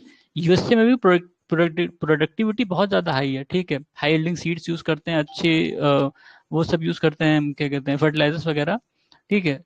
पर उनका एरिया कम है इन कंपैरिजन टू इंडिया, ठीक है। तो ये सही है, पहला स्टेटमेंट सही है। India's location in tropical monsoon region helps diversified cropping all through the year, ये भी सही है, ये भी ठीक है, ठीक है, क्योंकि हमारे यहाँ सेकंड भी ठीक है। 3-4 मौसम होते हैं साल भर में, इसलिए हम कई सारे तरह के फसल उगा सकते हैं। तो दोनों स्टेटमेंट सही हैं। फिर match list 1, list 2 and choose the correct answer using the codes given below. List 1 में क्या है, प्लेस है, और दूसरा कॉन्फ्लुएंसिंग रिवर, देवप्रयाग, रुद्रप्रयाग, कर्णप्रयाग, टेहरी, ठीक है। इसका मैंने एक शॉर्ट फॉर्म बनाया था, अभी बताएंगे, ठीक। फिर इसका अलकनंदा एंड देवप्रयाग, पिंडर, हाँ, और रुद्रप्रयाग, अलकनंदा एंड भागीरथी, कर्णप्रयाग, भागीरथी एंड क्या है, भिलांगना, और भिलंगना। टेहरी, अलकनंदा एंड मंदाकिनी, इसमें वो करना है, देवप्रयाग तो हो जाएगा, अलकनंदा एंड भागीरथी। ठीक है। तो पहले का ए का 2, ए का 2, पहले का 2, तो पहले का 2 इसमें, पहले का 2 इसमें, रुद्रप्रयाग, अलकनंदा रुद्रप्रयाग, अलकनंदा एंड मंदाकिनी, एंड मदद। ठीक है। 2 का 4 इसी में ही है, 4, ये हो गया आंसर, ठीक कर्णप्रयाग, है। अलकनंदा एंड पिंडर, और हम्म, टेहरी, भागीरथी एंड भिलंगना। ठीक है। और consider the following statement with respect to the climate of western Europe, eastern, western part की बात कर रहा है ये, ईस्टर्न ही है, वेस्टर्न ही है, मतलब इस साइड वाला। Western Europe receive rainfall in all months, western Europe is located in the belt of westerlies, ठीक है। Western Europe receive rainfall in all month, हाँ, जो ब्रिटिश टाइप क्लाइमेट तो होती है, सही आपने है। पढ़ा होगा, ब्रिटिश टाइप क्लाइमेट, वो वेस्टर्न जो कोस्टल एरियाज होते हैं उनमें होता है, ठीक है। और western Europe is located in the belt of westerlies, ये बात सही है, ठीक है। तो बोथ 1 एंड 2, ठीक है। तो ये 75 क्वेश्चन हो गए, इसको ये रखते हैं, हम लोग 76 से शुरू करेंगे बाद में, ठीक है। सुनने के लिए धन्यवाद।